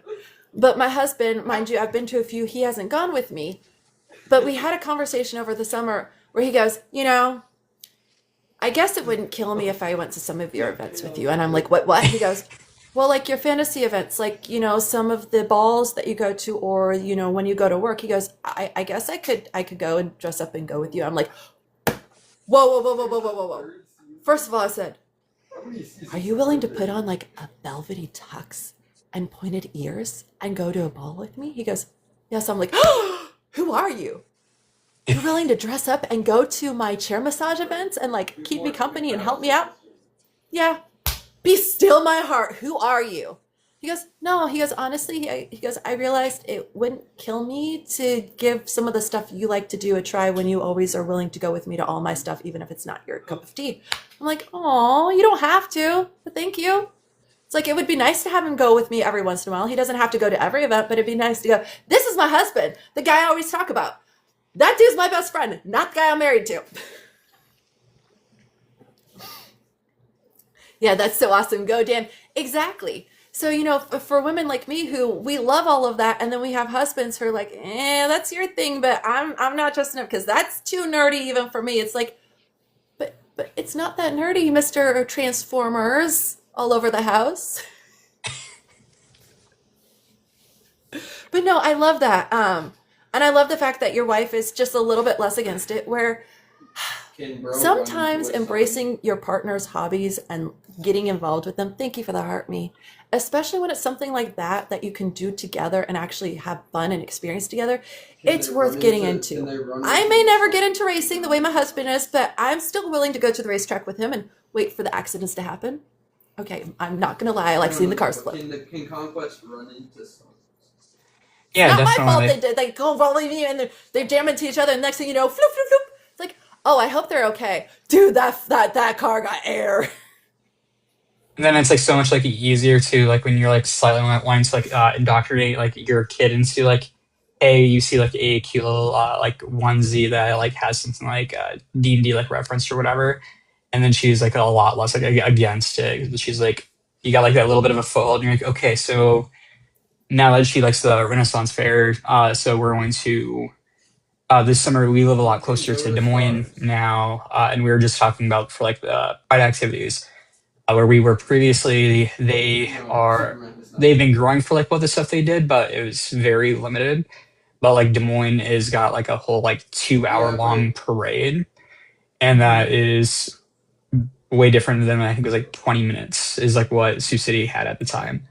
And so she's looking at like a little outfits and stuff for that, but like the similar idea for some Renaissance Fair stuff that we missed last year. That some friends have told me about that we're gonna be taking him to and getting him all like probably like dressed up and stuff like that too. So it's super exciting. I love that. I just went to the Arizona Renaissance Festival February 22nd with my best friend for her birthday. I went to Arizona, stayed with her for a few days, hung out. And we did. We went to the Renaissance Fair and I had so much fun. I picked up quite a few items that are perfect for my cosplay outfits, so I'm slowly getting more accessories. And yeah, we had a blast. The thing is, if you've never been to a Renaissance festival or fair, I highly recommend you go to at least one. Dress up, have fun, let yourself be a nerd for an afternoon. You'd be surprised how much fun it is to just let go of all those inhibitions and just have none. To stop, inhibiting yourself from doing the things that you actually want to do. And that's where, especially nerds, is we learn that the world's not going to praise us or like us for having our passions. Quite the opposite. We're going to get made fun of it. So why not just love the things we love? As long as you're not hurting anyone or anything, who cares? Like, you're not hurting any animals, great. If your nerdy passion is to work at an animal shelter and to save animals, bet I'm all there for it. If your nerdy passion is Legend of Zelda, I have a Legend of Zelda calf sleeve. I'm all for it. If you like Pokemon, I'm all for it. If you make your kid into a gamer, we built him his computer 2 years ago. Like, I'm all for it. I push my kids to embrace whatever passions they have, because life is too short to push the things you love down, especially if you're not hurting anyone or anything. I know a lot of people whose their favorite passion was art, but because they'd never make money as an artist, that wasn't a priority, and their parents constantly got rid of their art supplies to the point where they kept it at my house, and every time they came over to my house, that's where they would paint. It got so bad that they couldn't pursue the things they loved because their parents said, because it won't make you money, you can't do it. My dad was the same way. I wanted to be a writer. I wrote and did poetry all the time until he tore my dreams apart and I stopped. He apologized later, but he goes, Cole, I didn't realize that you were so good at it, because mind you, it wasn't until I was about 28 or 29, so shortly before he passed, that he actually read all of my writings from when I was 13 to 22. And his then girlfriend at the time had handed them to all of me, and he said, God, these are all really great. Who wrote these? And she goes, your daughter. And that's when he realized, oh, he effed up by not ever reading anything I wrote when I was a teenager and just assuming as a teenager I wasn't going to be a good author. No, you never know what somebody's passion might turn into. You never know when somebody's passion is going to be exactly what they need to walk down the path that's going to lead them to the future they've seen in their mind's eye, where they're happy and they're fulfilled and they can, sustain a household, and they don't have to worry about whether or not they're going to overdraft if they buy groceries that week. It's not asking a lot. It's asking very little. But I'm at the point where I've decided my son wants to be a vet. Great. Changes his mind. Cool. My daughter, no clue. Has no clue what she wants to do with her life. None. Okay. She's 10. Gonna be 11. And? Cool. She still has time to figure it out. I don't expect them to know what they want to do with their lives by the time they're 18. I just ask them to think about what they might enjoy doing and if there's anything they want to pursue, so I can help them pursue it so they can find out whether or not it's something they enjoy doing and if it's going to be a passion of theirs or not. Because if it's not, cool. If it is, great. Let's support you. I will let them choose what they want for themselves. I will support them however I can. That is how I'm breaking the cycle that my parents fostered upon me. And my mom actually sat there and told me, she goes, I'm so proud of you. She goes, your dad would be too. She goes, you're right. She goes, you just chose a few things to do better than we did. I said, yeah. I said, Mom, for what it's worth, mind you, my grandmother was not a good mom. In fact, my mom raised her siblings, like I said earlier. She had no blueprint. She gave me a blueprint. And I took it and I'm like, okay, well, this didn't work and this didn't work. And I really didn't like it when he did that to me. So we're not going to do any of that. We're going to try this instead and see if it works better, which it has, but I told her, I said, you gave me something to stand upon, a foundation that I could then take and mold. I said, thank you. Thank you so much. Because without that, I wouldn't be able to raise my kids. I said, you had nothing to even start with. So you started the process of breaking all those cycles. You just gave me the ability to further that and show my kids how they can break them themselves, so that way they can make sure they set themselves up for success rather than continue to do what we've done for the last 100 years and, well, not. Let's see. You want to win in Michigan, except when your car is picked on fantasy.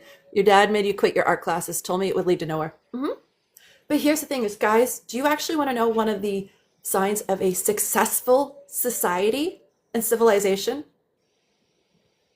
It's art. It's music. The creative things. It's books. When you start stifling authors and musicians and painters, artists, that's when a society starts to crumble. Go do the research. Every time they start to stifle one part of it, you can see where it tracks with the economy, the civilization, the society starting to crumble. And that's what they've been doing for the last 3 decades.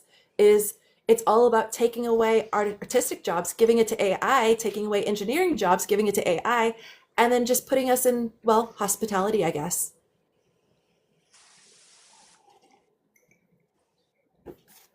There are reasons why I don't like AI. And a lot of it has to come down with the fact that for some things, it's great. For research purposes and helping, put together all these documents and make a concise summary and then have all the links, fantastic. Outside of that, I'm not sorry when I say if your book was created because you put a few words into ChatGPT, you are not a writer. If your music was created because you put a few sounds into an AI program to create music that does not sound digital, you are not a musician.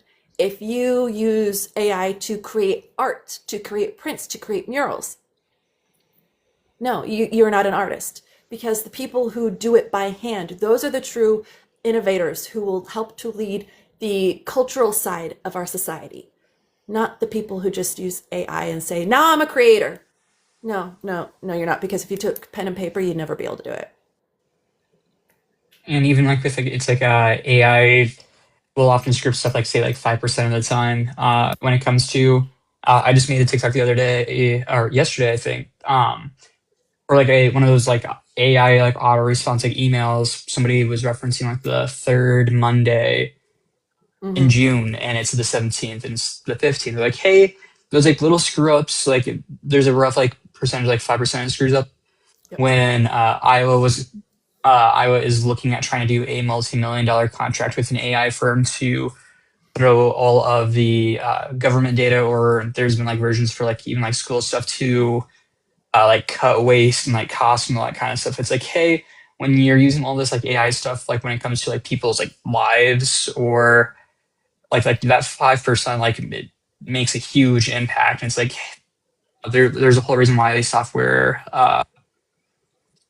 people who like code and everything, where they often like they don't get to just like have less of those people at their job, that they often have to go back through and read every single line to figure out, hey, where was that 5% screw up on all this code, and then they have to fix it.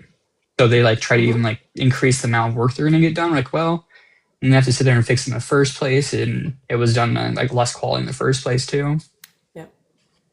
Yep. And then, well, that leads into Plato.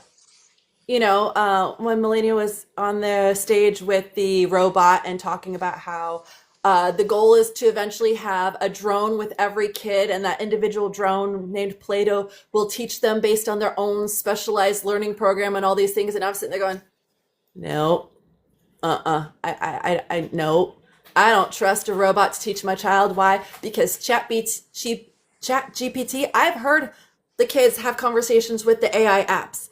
I've heard them tell them to go hurt themselves. And I immediately goes, what are you talking to? Who told you to go hurt yourself? Because I heard it from her bedroom. All of those apps uninstalled, and she point blank has been told, no. Why? Because yeah, that's what's happening, is some of those apps are telling kids to go hurt themselves. We really want that, right? We want drones telling our kids when they're having a hard time learning something to go off themselves because they're not smart enough, right?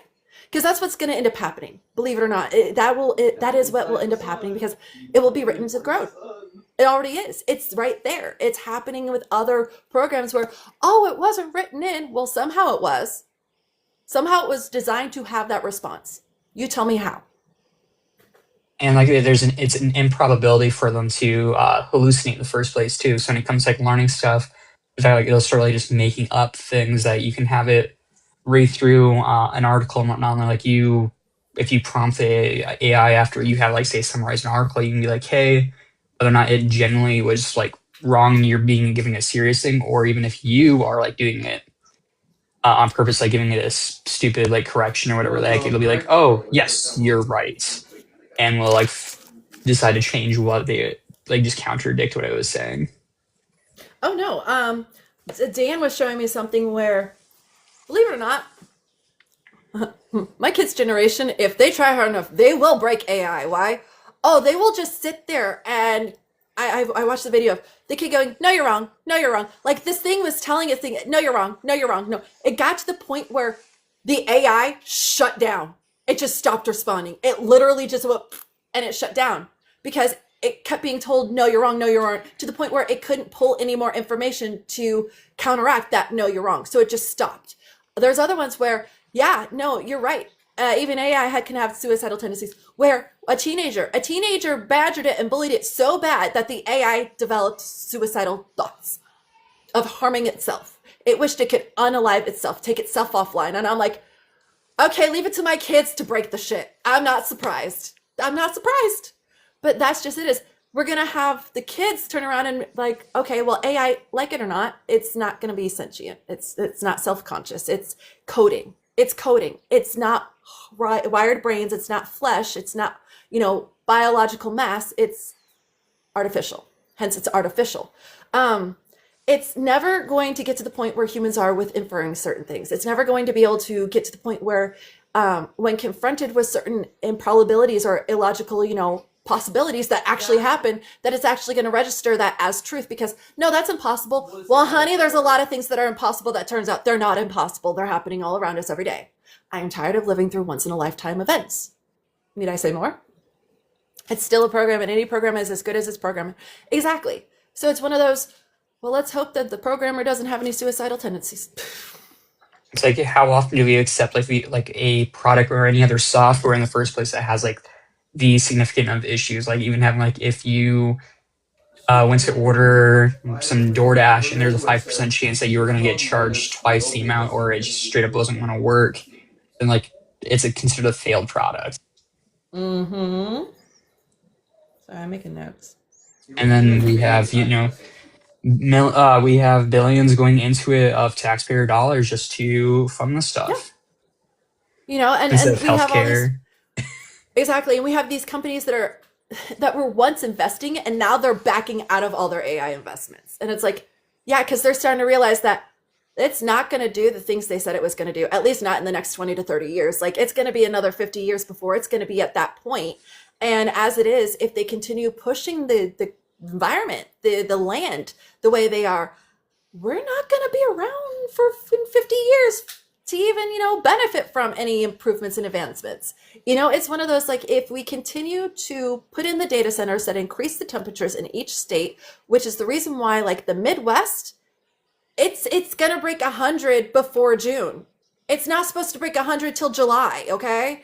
It's not supposed to be in the 120s in July, ever. But it's threatening to do that this year. Arizona will be hitting in the 140s. It's slated the hottest day of this year in Arizona is supposed to be 147 degrees. I have looked at my best friend and said, I will opt out of that. I am not coming between May and October. It is too fucking hot in Arizona for my ass. It is. I will literally just melt. I'm the Wicked Witch, but the opposite. It's not the water that kills me. It's the sun. Not with how they're rushing developing. And that's it. They're rushing a lot of the development. And the problem is with these hyperscale data centers that they're putting in, which they need in order to combat how heavily AI uses processing power, and it in turn is going to affect the quality of the air because Iowa is just like Indiana. They're heavily fossil fuel dependent. They have a lot of coal plants. They have a lot of natural gas plants. And unfortunately, that creates a lot of carbon dioxide and particulates in the air, which guess what, are not good for your lungs. NVIDIA is backing down. They have backed out. You were right with that one. There's a lot of things. Well, then we have the water, where they're going to be pulling from potable water sources. And I was looking into Meta. So Meta is actually building a $10 billion campus about 35 minutes from my house. Okay. It's just outside of Lebanon. We passed it the other day when we drove to Illinois in order to pick up stuff. And I'm looking at it because it almost reminded me of a baseball field in the fact that, how they have those lights on those poles that move around, you know, especially for outdoor baseball centers Wait. with teenagers and everything. Hold up. They had a lot of those. A lot of those. So How it's does one of those. he- That's a huge campus for something. So I started Googling, and it took me a minute to pull it up because it's a little buried, but it's the Meta campus. It's the $10 billion Meta campus. So I looked into what they're going to do for the water because they're one of the companies that said, oh, the water's going to be clean when we're done. We're just going to put it right back into the water source, the reservoir of the aquifers. And it's like, no, don't do that.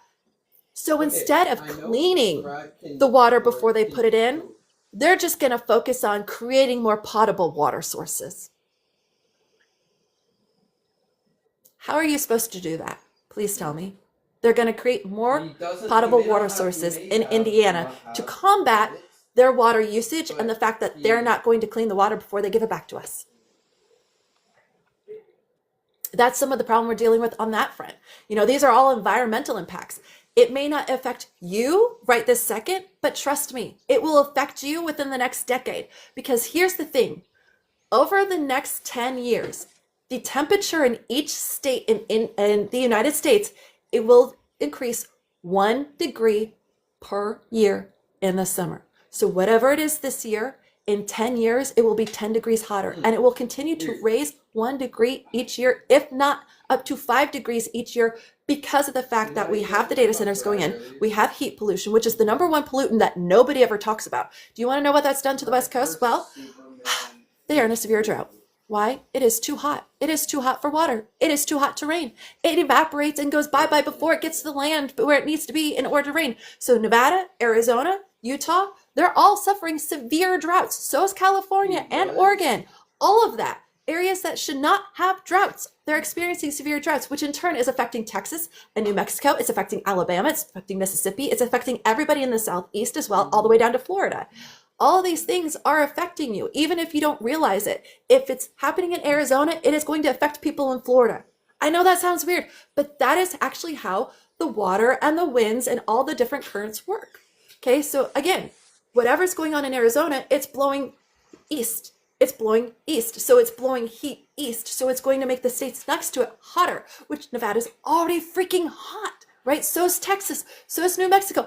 I drove through them in May last year. And one of those days, it was 90 degrees in New Mexico. And I'm sitting there going, dying. Why? It was too freaking hot for me. But that's part of it is we have heat, we have water, we have the energy. Then they're turning around and all the energy they're taking, some states have put in place that they actually have to build power plants that use or generate the same amount of energy if they use for hyperscale plants.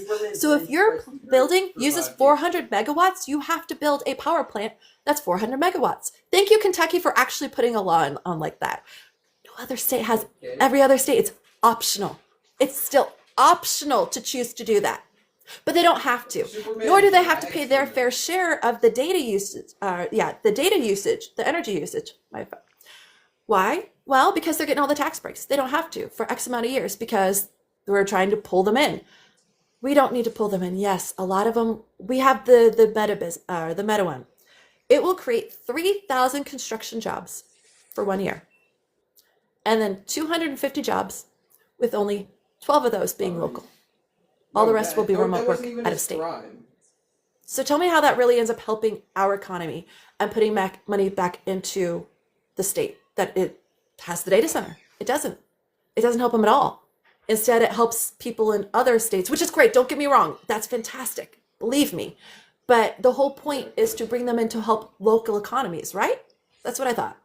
That's the whole point in bringing these businesses, to help the local economies. So how come they're not helping the local economies when the local economies have the trained people for those positions? Yep, Oh, and you have a then freeze warning? yep, we have a freeze warning for in the morning. Super fun right now. We were at the garden center to get stuff because we now have a big enough yard that we're gonna have a bit of a garden. And with that whole freeze warning, we were like, maybe we should just wait until next week before we start to try and like plant anything because we also don't have a lot of experience doing it. Midnight until 9 a.m. Yeah. And it's So like are what? you planning bulb plants, or are you planning like seed plants? Um So I'm undecided on it still. My wife is looking at doing like doing like a Uh-huh. flower garden with our son. And then I was looking at we're gonna have a bucket or two for like potatoes, and then I hadn't quite decided yet what I was gonna do elsewise, but I was probably gonna do seeds. Okay. Well, I'm just gonna show my back door where if you see those are all the plants in my back door, and I need to trim my banana plant that's in my back window. So I'm actually setting up a grow area in my garage for the tropical plants because my inside of my house doesn't get hot enough because I can't keep it at 74 because I will die. So I'm going to set up an area for the tangerine and the jackfruit and the banana and the pineapple so that way they can all grow comfortably in the garage. Excuse me. So that's just inside my house. And then I have all my lilies and my irises and then all the wildflowers because I told him I want to turn my front yard into a wildflower field. Why? Because I am tired of having the HOA get on my ass about the grass, and I don't want to have grass for my front yard because save the bees. I'm an environmentalist. My son can give you a 20-minute spiel about saving the bees because he's heard me go on and on about it so much. I am a big believer of have both kinds. The bulbous ones are really good because those are perennials. They keep coming back each year. So I have irises and lilies. Perfect example. I was a little afraid this year because they started breaking ground in February because it started getting really warm. And then we had a few freeze warnings. The nice thing about bulbous plants is as long as they're down low enough, which they are, they won't freeze. They get frozen Okay. in the winter like they're supposed to because that actually starts their germination cycle, so they'll spread. But when it gets warm enough, the layer of dirt where their roots are, their bulb is, it doesn't get cold enough. So freezes don't actually affect them. Now, seeded plants, because their roots are so close to the surface, those are the ones that are affected by freeze warnings. That's the big difference. I also love the Okay. fact that you're going to grow potatoes in pots because that's exactly what I do. Yeah, my I also grow father-in-law, bell he does a lot peppers, so more. He's been doing. He's had a garden for quite some time, and we were talking about the different kind of stuff that we might try to do. I'm like in reality, that I'm like I want to have some of it be like just like plain utility. I'm like potatoes, super easy. And he yep. was like, oh, he's like just go get a bucket. He's like just drill some holes in the bottom of it, and he's like just toss it in there. Yep. He's like when you go to harvest it, you Have some just dirt. Yeah, what you do is take a potato that you've let sit on the counter has already started to grow sprouts, and then you chop that up because the whole goal is, believe it or not, each one of those eyes is actually a root for a potato. So if you let those eyes, let's say it's got 6 eyes on it, and you cut it into 6 pieces, you actually can plant 6 different pots to get 6 different batches of potatoes. Just FYI. okay. That's what I do is we like red potatoes, so every so often I'll grab one out of all the batches and then I'll let it grow and then cut it up and then repot it in like the 3 pots, and then we will get just constant, stream of potatoes in the house. Your apartment building used to have a community garden. The company we got the money for it from donated to help. They stopped this year. Hey, let's go. The company was Tyson. Oh, that's awesome that Tyson was doing it. That sucks that they're not anymore. But again, that's the kind of proof that community gardens are actually a really good thing, especially community vegetable plots where everybody can help grow it. And then once they're ripe, everybody shares in the reward. That is how it should be. We have gotten away from a lot of that. Shocked? Yeah. Okay, so let's talk about education in Iowa. Yeah, we are taking notes from other states and doing private vouchers for the last couple of years. Yeah, Uh, that's actually what I wanted to talk about. Guys, let's talk about education because private vouchers. Um, Okay. Here's my argument. Arizona. Superman was And this is part of the thing that disgusts me, and the whole reason why I started looking into private vouchers for each state as I look at the states. we're ranked Um, like right in the middle, night gamer. They were saying We're at about 25, where we used to be like number like 1 or 2, Okay. Yep. like a decade ago Yeah. or 2 decades. There's a lot of states where like Indiana's 47. We used to be in the 30s. We used to be in the high 30s. We are now 47. Education in Florida, number 1 in the college, but bottom 10 in public education. Guys, and that's part of the problem is literally public education should be the great equalizer. They are taking public funds by using the voucher program, and they're allowing people to say, "Hey, you know what? I don't want my kid to go to public school. I want them to go to this private school instead." And the private school's tuition is the same exact amount as that voucher. It's done on purpose that way. So that way, well, they use the voucher to go to private school when they already have the money to send their kid to private school. But because of the voucher system, and they can say, "Oh, I don't want my kid to go to these public schools. I want them to go to this one religiously backed private school." Well, the state gives them the voucher for it. Why? Well, they're trying to improve the kid's education, but here's the issue. Private schools don't require testing. Private schools don't actually require you to pass any of your classes. Not like public schools do. You literally just have to show up every day, and they will give you a diploma at the end of your 12th grade. That is what private schools do, especially religious schools, because a lot of them, it's church wrapped up as education. That's what it is. Public school should be the great equalizer. Public school should be where the funds go to give everybody the chance for an education, because private schools also don't have to take kids who have learning disabilities. Private schools don't have to take kids that have physical disabilities. Private schools don't have to take kids that have ADHD, have other mental disabilities. They don't have to take them, whereas public schools do. So why would we not want to put the funds that should be going to public schools in public school hands so they can actually have the teachers on staff for all the kids the private schools don't want? And yeah, they can education. Yep. and they continue to cut for the public schools. So they originally wanted to do like 1.5% funding increase, where inflation being at 2.8%. That they still, and for public schools, often the inflation rate is closer to about like 4%. So they got it to 2%, and they're at woohoo! Like it was a huge like celebratory thing from the Republicans saying like, "Look at us, we're doing so good." And it's like there's still like 300 million going towards the private schools, where even for like people who send their kids to private schools, a lot of them, it's a very bipartisan issue where people are like, "Hey, when I sent my kids to private school, I did it myself. It used to cost $3,000 a year. Now it's at that like $8,000 a year because that's what the vouchers are for." Mm-hmm. And also that they're currently, I don't know if it passed this session, but they're working on making that if you don't have the ability to accommodate like English as a second language students, that they can just refuse those students as well or kick them out. Mm-hmm. Yep.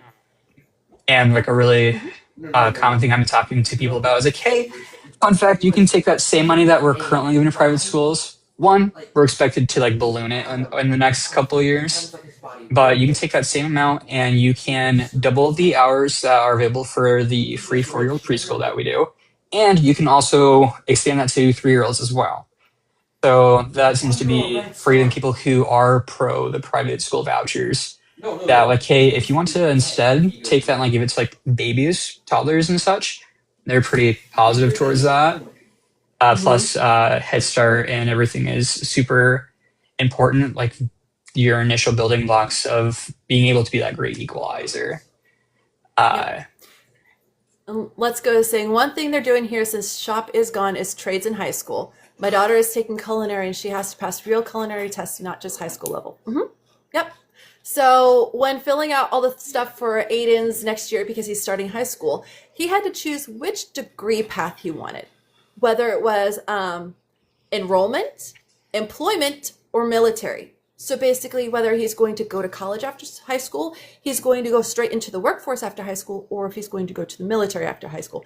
And while they're told that they can change it at any point in time while they're in school, the likelihood of them doing so is slim to none. Like really, because they're trying to help make these kids decide at 14 what their life path is going to be. Shh. At 14, I didn't even know which boy I liked. Are you kidding me? Let alone what my life was going to be like. It's ridiculous where we insist on putting people whose frontal lobe is not fully developed into positions where they have to make life choices when they're genuinely not ready for it. Yeah, or like when they're until kids cut themselves, the carpenter class breaks a finger and it's gone. And then there's the fact like so they first off they expand like basically for students to get like school credit for going and working in like these different like work centers, like whether or not it might not even be like to a certain trade. It might be like, hey, you're going to go get school credit for learning what production is at Tyson's. Mm-hmm. That is actually a thing that they've been expanding to help basically fill the workforce that we lack. Additionally, loosening the requirements around when it comes to employing like minors is a 16-year-old can be a bartender at 11 p.m. at night by themselves as long as the kitchen's open. So when you're in one of these like little rural towns and the kitchen is the equivalent to what you have at your house. So if somebody wants a frozen pizza, you go and toss it in and whatnot. The kitchen's considered open, and a 16-year-old can be doing that at 11 o'clock at night. Yeah, I remember where when I was working, 8 p.m. You were off by 8 p.m. If you were a minor, And you you were off couldn't by be 8 the p.m. bartender. Nope. You had to be at least 18 to be a bartender. Like, that's ridiculous. They can serve it, but they can't drink it. That's right up there with Mr. Trump can never own a firearm again, but we can give him the nuclear codes. Make it make sense for me, because it doesn't. Because that seems like counterintuitive, like the exact opposite of what we should be doing. Yeah. It's a great idea, but I don't see it lasting due to helicopter parents. I mean, it is what it is. I know when I was in high school, we had a bunch of us, including myself, where we went to school for the first half of the day, and then we went to and the school was not at normal school. It was at the college campus. And then we came back to school and we went home. So we literally went to school for 4 hours a day. That was it. We got credit for those classes, and they helped us with getting into colleges because we were allowed to say, hey, we already have college credits from the University of Washington in Seattle. And it was one of those legs up for me where it was a lot easier to get into college and to get jobs afterwards because I already had the schooling on my resume that showed, hey, she actually started some college classes while still in high school. You know, it's not wrong for us to do that with trade schools as well. Quite the opposite. I went to a trade school. I went to a 4-year college, and then I went to a trade school for my massage therapist degree. Why? Because I didn't need to spend 2 years learning all the things about the body I already knew. I just needed to go to school to learn the things I needed to know that I didn't know in order to do the career I wanted to do. So trade schools are not a bad thing. Here's my issue, is Indiana has reduced the amount of credits you need to graduate high school. And all you need is enough to get into some of the local trade schools. They are reducing it to the point where it's going to be hard for students to go to an in-state 4-year college because they will not have enough credits, such as Purdue, IU, Ball State. All of those students graduating from high school in Indiana will not have enough credits. Why? Because they want them to go to trade schools. They want them to fill the blue-collar work, the jobs. They don't want more veterinarians. They don't want more doctors. They don't want more nurses. They don't want any of that. They want blue-collar workers. They want construction workers. They want pipe layers. They want people who are going to work with their hands like that, not people who are going to work indoors. That, again, is part of the issue where they're trying to force an entire generation down a specific path instead of allowing them to choose what path they truly want to be. Do they want to go to work right after high school? Or do they want to take a gap year and then go to college? Like, they're not even being allowed to decide that. This is decided for you. This is what you're going to do, period. Most people don't want is a dying field. Hey, Joe. I mean, you're not wrong. You're not wrong. But what I was going to say about the voucher program, back to education. Arizona. When I was doing my research, one of the reasons why they have not released the 2025 spending account for the Treasury in Arizona for the empowerment spending account is because less than 1% was spent on Rolexes and Lamborghinis. Less than 1% was spent on luxury items. Rolexes and Lamborghinis were named. So that tells me somebody used those funds to buy a fucking Lamborghini. Who needs a goddamn Lamborghini? On top of that, so in Arizona, again, they have found that there are people whose spending accounts Well, they're paying for the high school tuition out of their pocket because it's a lot cheaper than college tuition. So they're holding on to the money that should be spent each year so that they can pay for their kids' college tuition.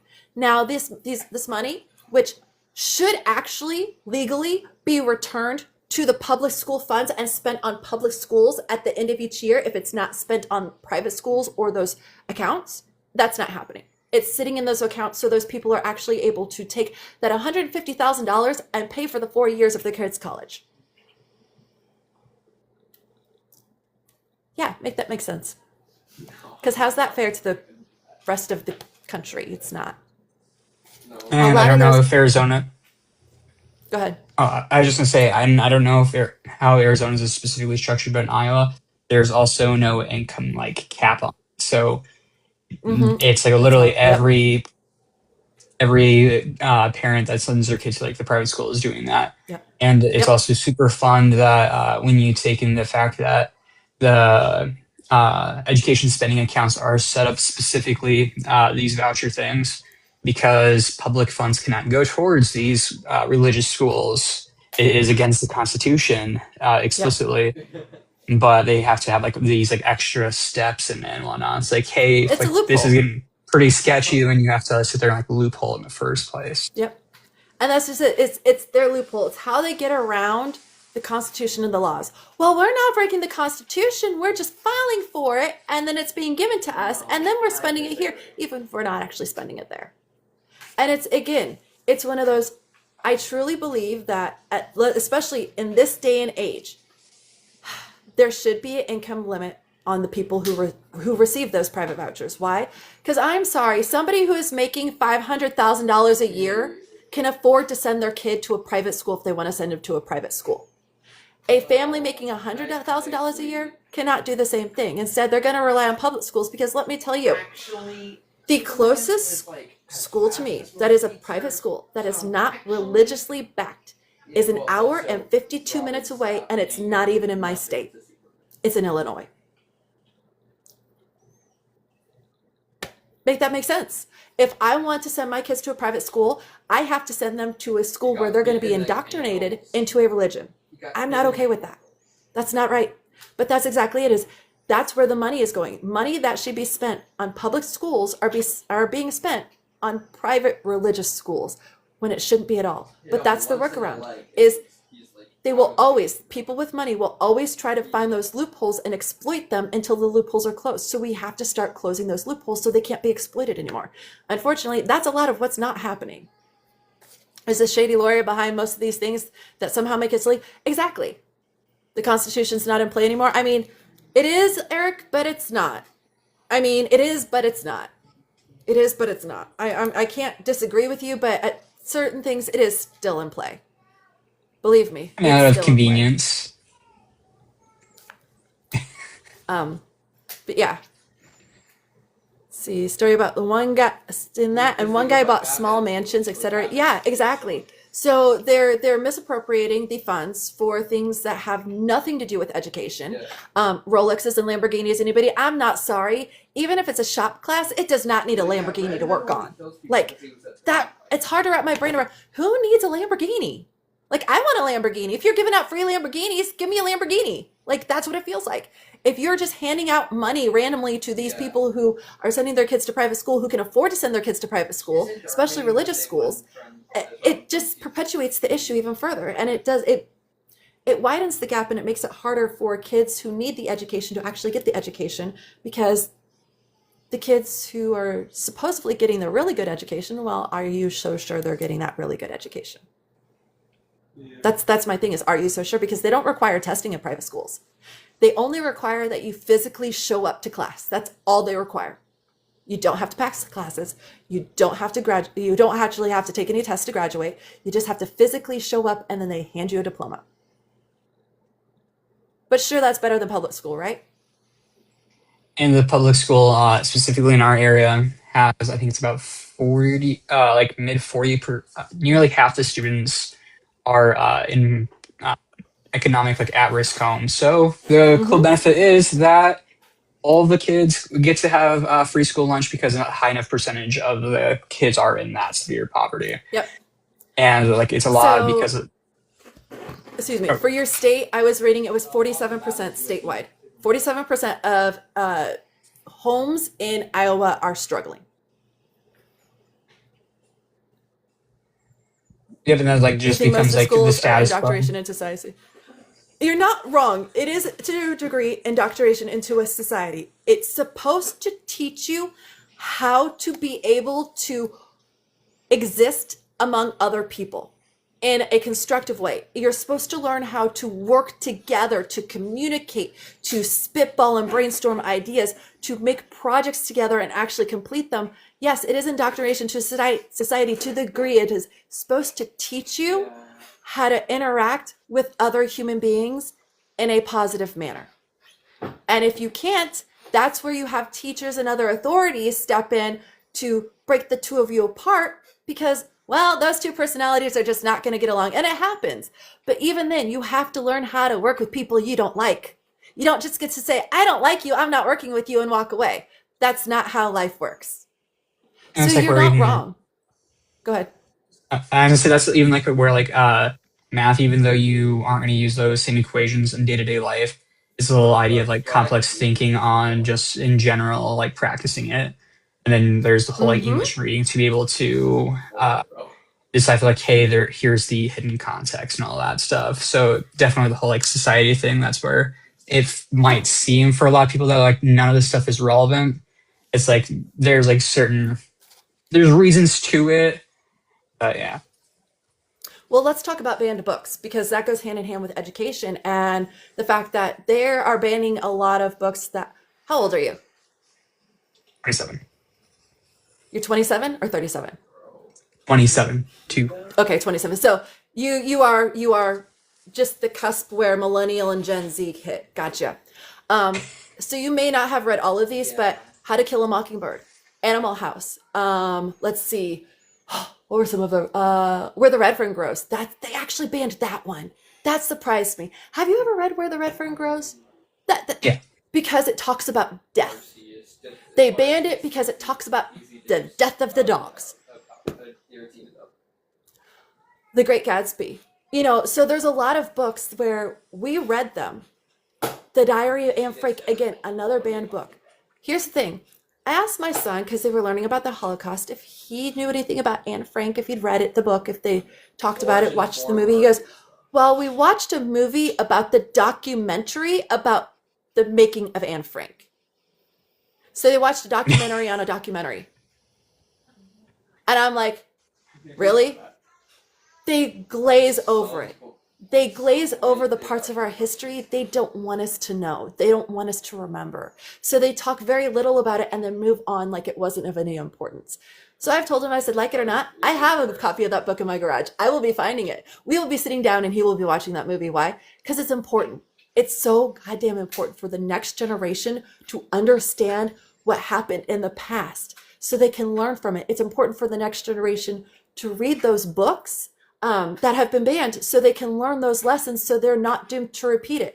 I mean, I literally feel like the whole reason why The Great Gatsby was banned as well. Look at what they did in the White House last year for Halloween. Look at what they're trying to do at the White House, the Golden Ballroom.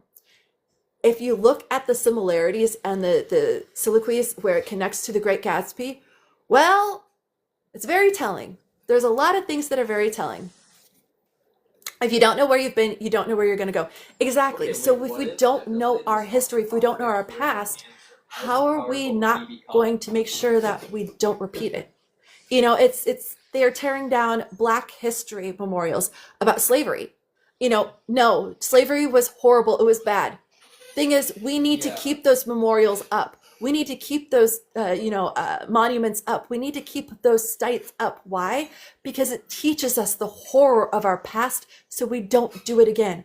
We need to talk about indentured servants. Why? Because that was just slavery with a prettier name. It was white slavery instead of black slavery, but they did the same thing to the Irish who came over that they did to the African Americans that were grabbed from their homes and brought over against their own wills. The only difference is, well, those Irish wanted to come over. However, they didn't realize what they were signing up for was going to be a lifetime of servitude. They were supposed to be able to buy their way out, except for, well, every week their wages were taken because, well, we still have to provide you food and clothing and water and home and all of this. You're not living here for free. We pay you, but you got to pay us back. So they never got ahead. They never were able to buy themselves out. That is nothing more than slavery with a prettier name. But again, that's something where we don't talk about. When I was in school, we barely touched on indentured servants. We talked about the Irish who came over and how they were indentured servants and how they were treated, and that was the end of it. That was the end of it. The Trail of Tears, they don't delve deep into that anymore. We need to know that because that is literally our country's history, what we did to the people who were native to this land, who still live here, all of the Cherokees and, you know, the Blackfoots and the I can't pronounce it. I can see it in my head, but the Chicunas, all of them. I lived in Washington for years, so I learned all about the Tulalip tribes and the Snohomish tribe, the Snoqualmie tribe, all of them, and how they were all obliterated or they were all put on one land and made to intermingle instead of having their own cultures like they used to. I mean, that is part of our history, but again, they don't talk about that. They don't want to acknowledge it. They want to whitewash it and act as though it didn't happen, and that we've always been the greatest country and we've never done anything wrong and we've just been the peacekeeper of the world. We are the biggest bully in the world.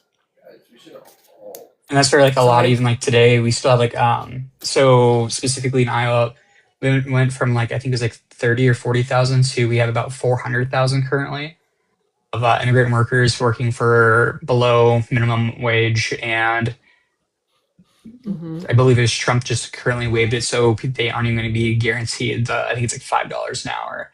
And on top of that, they have recently been allowed to start charging them rents as well. So similar to what you were just talking about with indentured servitude, is that like it's set up that way currently, and where a lot of people ignoring those like aspects and whatnot might see it as, hey, it's a new thing, or might be seeing it as like, oh, that's not slavery, that's like some H1, just referred to as H1B1 like visa, like special work. Those are the special workers. It's like, hey, like that's like very like identical to the slavery, or comparing right now to compare farmers right now are stuck in a very sharecropper situation because ethanol corn is what's the safe bet because of all the subsidies that go into crop insurance. So they're basically stuck doing that one, where that's where they eat more fertilizer. That's where a lot of that like pollution and runoff happens from, where I'm like, the farmer no longer has the choice of being like, hey, I'm going to grow a bunch of like food-based crops. So having to switch where those subsidies are going is like the only way to really like have that systemic change. And the best part about corn is, well, let's talk about corn and the secret pollutant. Guess what? It's a heat pollutant. In the summer, it sweats, in turn raising the humidity and the temperature of the state by up to 5 degrees per day. A day. Up to 5 degrees because of the amount of corn in a state. And mind you, you're not wrong.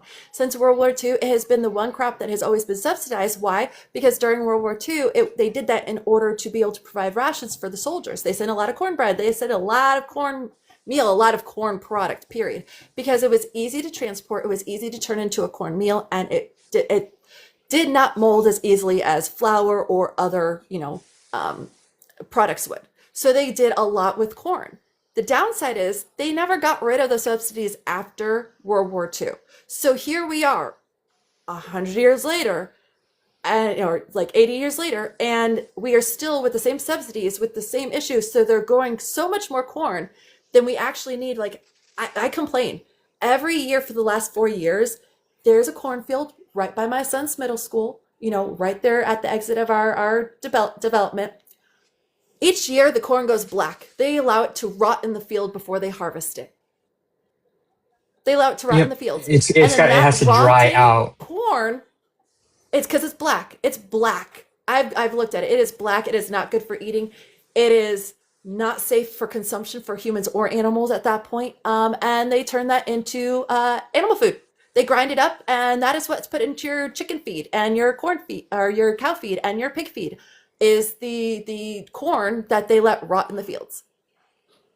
And I know somebody who works in that industry, and told him, oh, well, the toxins it produces is negligent. It's not like you're going to notice too much anyways. No, he goes, yeah, some of it's going to stay in the cow's body. It's going to be in the food when you eat it, but it's fine. So you're saying all those toxins that we're not supposed to ingest because it's not good for us, it's going to be in the cows or the pigs or the chickens that we eat, but it's okay. It's okay. make it make sense. There's a lot of things where I'm going to sit here and say, make it make sense, because it's not okay. It's not. It's not. What did you say? You can go right out of town and there are cornfields on both sides of the road to the southern border. Yeah. So understand, Iowa, Wyoming, Indiana, let's see, Ohio, those are all corn heavy states. So is Kentucky and Tennessee. I've seen a lot of cornfields when driving through them. And it's like, yep, this entire section of the Midwest is known for corn. And that's all they grow. Is there, it's so hard to find an alfalfa or a barley or this or that fields. No, you just see corn everywhere.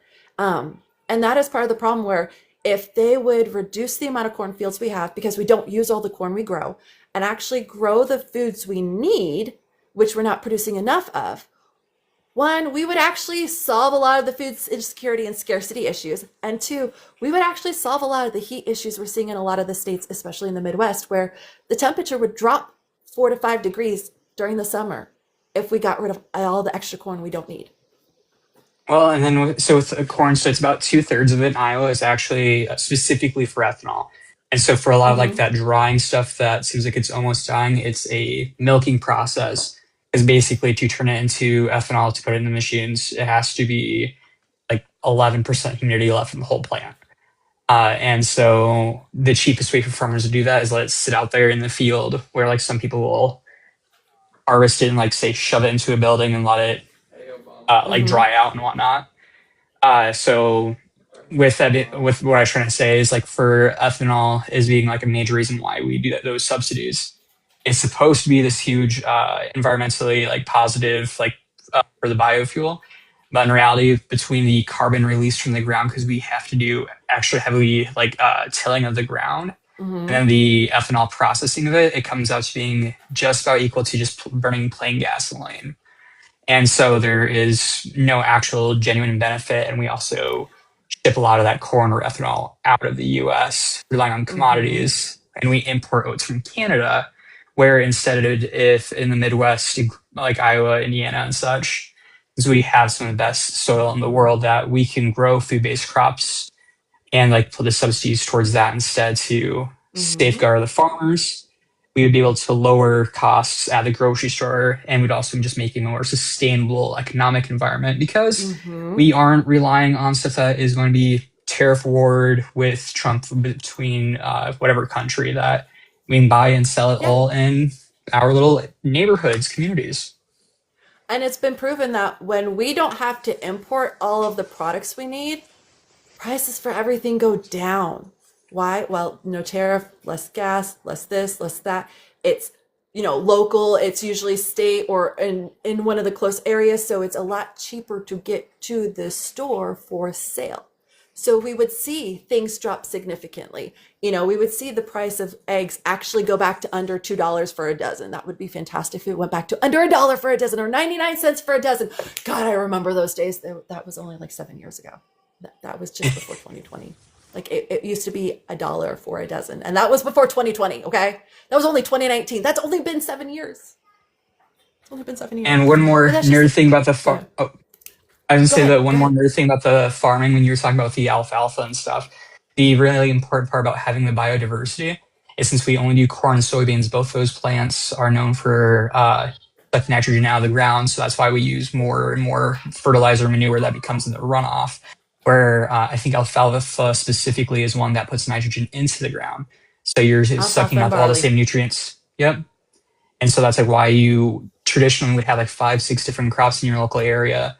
So they could sit there and like cycle this stuff around and be able to put more nitrogen in the ground. And what you're supposed to do is you're supposed to have 4 fields. And what you're supposed to do is each year you're supposed to rotate which field goes fallow or is planted with alfalfa and barley, in order to put all the nitrogen back into the soil, so you don't have to constantly invest in more and more fertilizer that has that heavy nitrogen concentrate. And I know there's one area where I know the farmer, he owns 2 plots, both sides of the yard. One year he has corn and alfalfa, and the next year he switches and he goes back and forth, and he decided that long time ago, so he didn't have to invest all the extra money into fertilizer and into this and into that. He goes, if I just do this, he goes, it's a lot cheaper. He goes, and it's better for our environment. I'm like, bet. That man knows what he's doing. We need more people like that who understand that they need to let things go fallow, which is just sit and rest and allow them to reabsorb all the nutrients they need. So when you actually plant more things into the ground, we are absorbing the nutrients from that, and that's what we're getting in our body. That's the reason why, plants grown outdoors typically are healthier and better for you than plants grown indoors. Why? Because the sun and the ground and the water and the wind and the antioxidants, they genuinely absorb all the things from our environment, and then we consume that. And a lot of times that's supposed to actually in turn make us stronger to all the contaminants in our environment, except for when everything is already super contaminated, which we're all there because, like it or not, if you're in the Midwest, your water is shit. Whether it's the White River or the Missouri River, your water is shit because both of them are super fucking contaminated. A lot of rural communities trust, so south of Des Moines, the Raccoon River, it gets treated by Des Moines, the biggest water plant in the world, for nitrates. And basically what a lot of rural communities south of there rely on is mixing the raccoon water that has been claimed to EPA standards with a river that has not been treated whatsoever because they can't afford these water treatment centers like these bigger cities and everything can. So that's where you get a lot of rural communities having higher health risks. Or my grandparents have been drinking bottled water for over the last 30 years. Because when my cousin was born, they were living with my grandparents at the time, and the doctor said, "Hey, don't let the baby drink water from the tap." They didn't question it. They're like, "Yeah, it smells funny," or whatever. Anyway, and not until the last couple of years, going to school for sustainability, where I was like, "Hey," bringing over a test strip and tested every glass of water. I'm like, "You still bathe in this though?" Right. And that's the thing that I have to remind myself is, I still wash my body in it, but there's reasons why we all take quick showers. Like, we have all mastered the 7-minute shower in this house. Let me tell you, 15 minutes if you need to shave body parts. Like, we are out, in and out.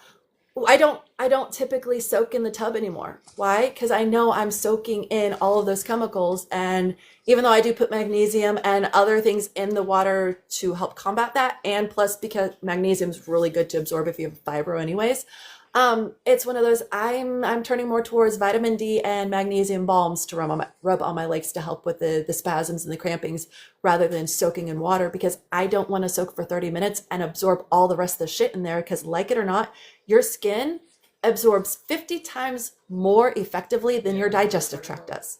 Your skin is the most absorbent organ you have.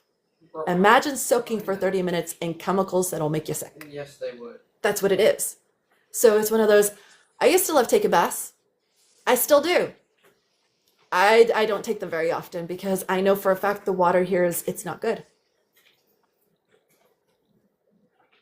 Main water source in Tennessee was the Eastman River. At least had a water treatment plant. Eastman Chemical, the town I live in, was built around it. Yeah, don't get me wrong. We have lots of water treatment plants. Like I live, there's one a mile and a half from me that treats the White River just south of where I live. Yeah, it treats it just south of where I get my water, like a mile and a half south of where I get my water. Yeah.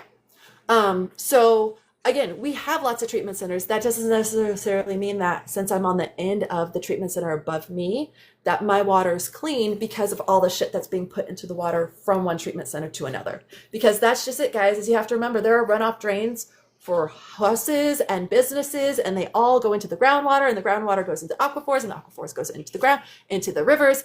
So it's one of those that even if you have a water treatment plan, even if it's all good up here, until about halfway down, and then you have more people shit into it, and then you have another treatment down. Well, what about all the people until the next treatment plant? They're getting untreated, unhealthy water. You refuse to drink tap water. I don't blame you. When I was in Arizona, one of the first things my friend told me, and she flipped on the tap, she goes, "Don't drink that." And I looked, I said, "It's brown. I would not drink that with, no." I said, "Is it safe to bathe in?" She goes, "Yes, just don't drink it." I'm like, "Okay." I said, "Does it have a funny odor?" She goes, "No, but I wouldn't drink it." I'm like, "Okay, fair. I'm just asking because it's got a funny odor. I gotta know because that might actually hurt me." Sensitive skin, gotta love it. Being brown. But that's just it is. one of the people I interviewed, Amanda Bell, she is in Wyoming. She worked for the federal government for 24 years as a water scientist. Her job literally was to go out and do the treatment and test the water at all the treatment centers. And what I found out is not only are they shutting down the office that she worked in, they're shutting down all satellite offices, all remote offices, and they're moving the division from DC to Utah. Utah is going to be the focal point for water treatment in America. FYI, Utah is like one of the states that has like no EPA standards for water treatment. I did not know that. They're going to do it for our entire country. Yeah, I found that out yesterday when I saw her video talking about it, and I'm like, oh, this is the reason why I have all of you as friends. So I make sure I see your videos because I learn so much from you guys. You have no idea. Like, all of you have your little areas where you're experts in. Like, I have one guy. He's an environmental scientist, so that's what he still does. So they go out and they test areas where there've been chemical spills, and they will go out and clean it and then retest the area to make sure the chemical spills being cleaned up completely. Fantastic. I love that. I love that there's people out there who understand the importance of our environment and why it's so important for us to make sure that we are cleaning it. We are not just letting the chemicals from companies sit there and be absorbed into the ground because, sure, 7 to 15 years before it's gone. So how many thousands upon thousands of lives is it going to affect until then? How many millions of lives are going to be turned upside down because of chemicals in the water that shouldn't be in the water? How many of those millions are going to end up with cancer and other health issues because of those same chemicals? Because again, that's where it is the corporations are saving money on not cleaning up after themselves, and the people of the United States are the ones paying the price. They're paying the ultimate price in some cases with their own lives.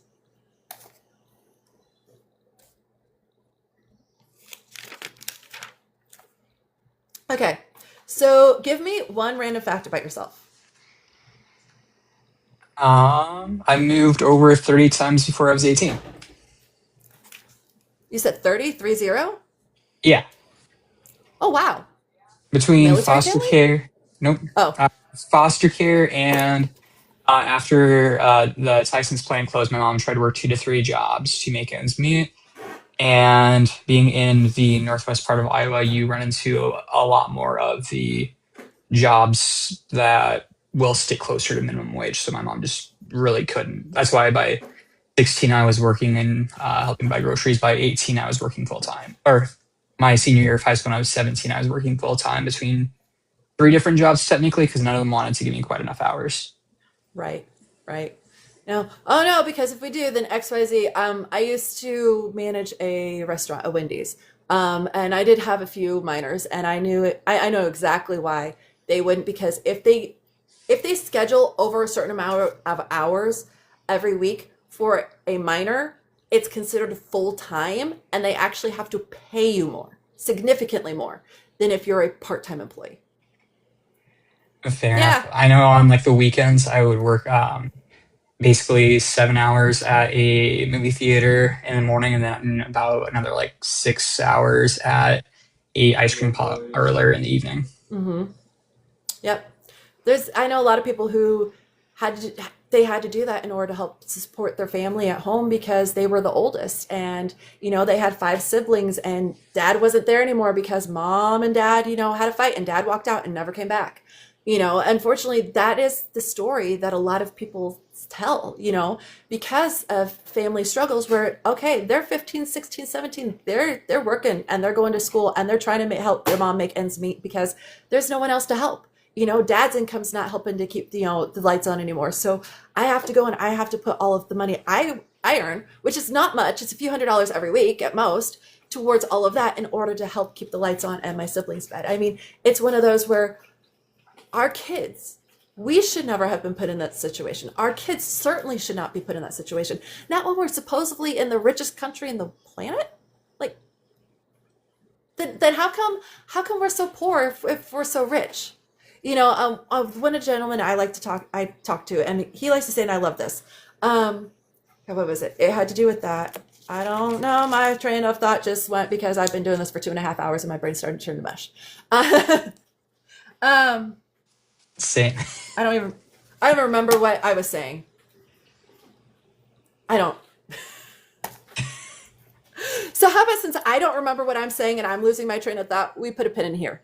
So we've been on for about 2.5 hours, and thank you so much for coming and talking with me. Here's what I do plan on doing. I have made notes for things to look up and look into between now and the next time we talk. And since your general election's not till November, we have plenty of time we can have conversations. So I would like to have you on in about 4 to 5 weeks or so. If you would be so kind as to shoot me a text with the best email address to send this video to, I will get a copy of it over to you probably today, tomorrow at the latest. And then we will get rescheduled and have you on to talk more. Okay, awesome. Sounds great. Thank you for having me on. And it was a great conversation. Learned a lot of stuff with like all the like neighboring states and whatnot. That I have plenty of stuff to look at myself now too. That Utah thing's crazy. Yeah. And this is the reason why I do love talking to people on the state level, because yes, we need people on the state level, but it's also important on the state level we know what's going on around in the states around us, because it's going to directly impact us even if we don't realize it. Perfect example. Indiana housing. Okay. So in Indiana, housing costs have risen 42% since 2020. Now, people moving into the state don't realize that. They don't realize that the house they paid $350,000 for 5 years ago would have only been $115,000. Why? Because our prices are still cheaper than Illinois and Ohio. So outside people don't understand the difference, but the people who live in the state, oh, we understand the difference, because our house was bought for $119,000. If we sold it as is, no fixing up, $260,000 to $300,000 easy. If we actually fixed it up, $350,000, $400,000. The 2-story houses in our subdivision, $450,000, $500,000. They're not $500,000 houses. They are not $500,000 houses. They are not $500,000 houses. I grew up in a $500,000 house. They are not $500,000 houses. They are like 250 at the most. Absolute most. But that's just it, is we've seen the prices increase steadily over the last 5 years because we have foreign investors coming in, buying up the land. They're jacking up the rent price. They're jacking up the prices. They're renting them out instead of selling them. And then we have the issue with all that money that's being poured into those foreign investors is not being poured back into our country. It's going to foreign countries. That's an issue. But it's one of those, a lot of people don't realize that until I was like, do you know this, this, and this? And the fact that it's now Michigan is now starting to see something similar, where towards the bottom half of it, they're starting to see a spike in increases in housing because of that exact thing. Where now that they've bought so much of Indiana, they're now starting on Michigan and Kentucky to do the same thing there. So nobody realizes that the prices have actually gone up unless you're somebody who lives in that state, because it's going to still appear to be cheaper than the more expensive places close to them. Yeah. Fun story, right? It's all just fun, the community and whatnot. So it is for the whole, like where all the little different pieces impacted each other, but treated it all too separate. And that's exactly thank you for having me on. Of course, of course. And I was gonna say, when we start looking at the bigger picture and seeing all the little pieces, it all starts to fit together. But that's where we have to work together to see the entire picture. All we're left with is, well, I have 10 pieces I don't know what to do with. What? I put the other 10 together, but I don't know what to do with these 10. Do you need them? Because usually the 10 pieces I have, or one of them is going to be the piece that you need to go, okay. I see that. Yep. Nope. I connected the dots with that one, my friend. But yeah, definitely do your research. I have notes to do some of mine, and we'll have you back on soon. Awesome. Again, thank you. Thank you. I'll talk to you later. So everybody, this is Kris Williams. He is running in Iowa for the Iowa House of Representatives, District 8. So like I told him, we will have him back on again in a few weeks. I will get this video over to him. I am going to hop off, guys. I have been talking for the last 2.5 hours straight. Well, not straight, but you know what I mean. And yeah, I will be back tomorrow at 6 p.m. with Jeremy DeVito. He is running for Alabama, their Congressional District 5. I'm thinking I'm going to hop back on in a little bit to just stream and chill and chat with you guys while I put together clips. Might as well. So I'll be back later. Much love and take care, my friends. Now I do.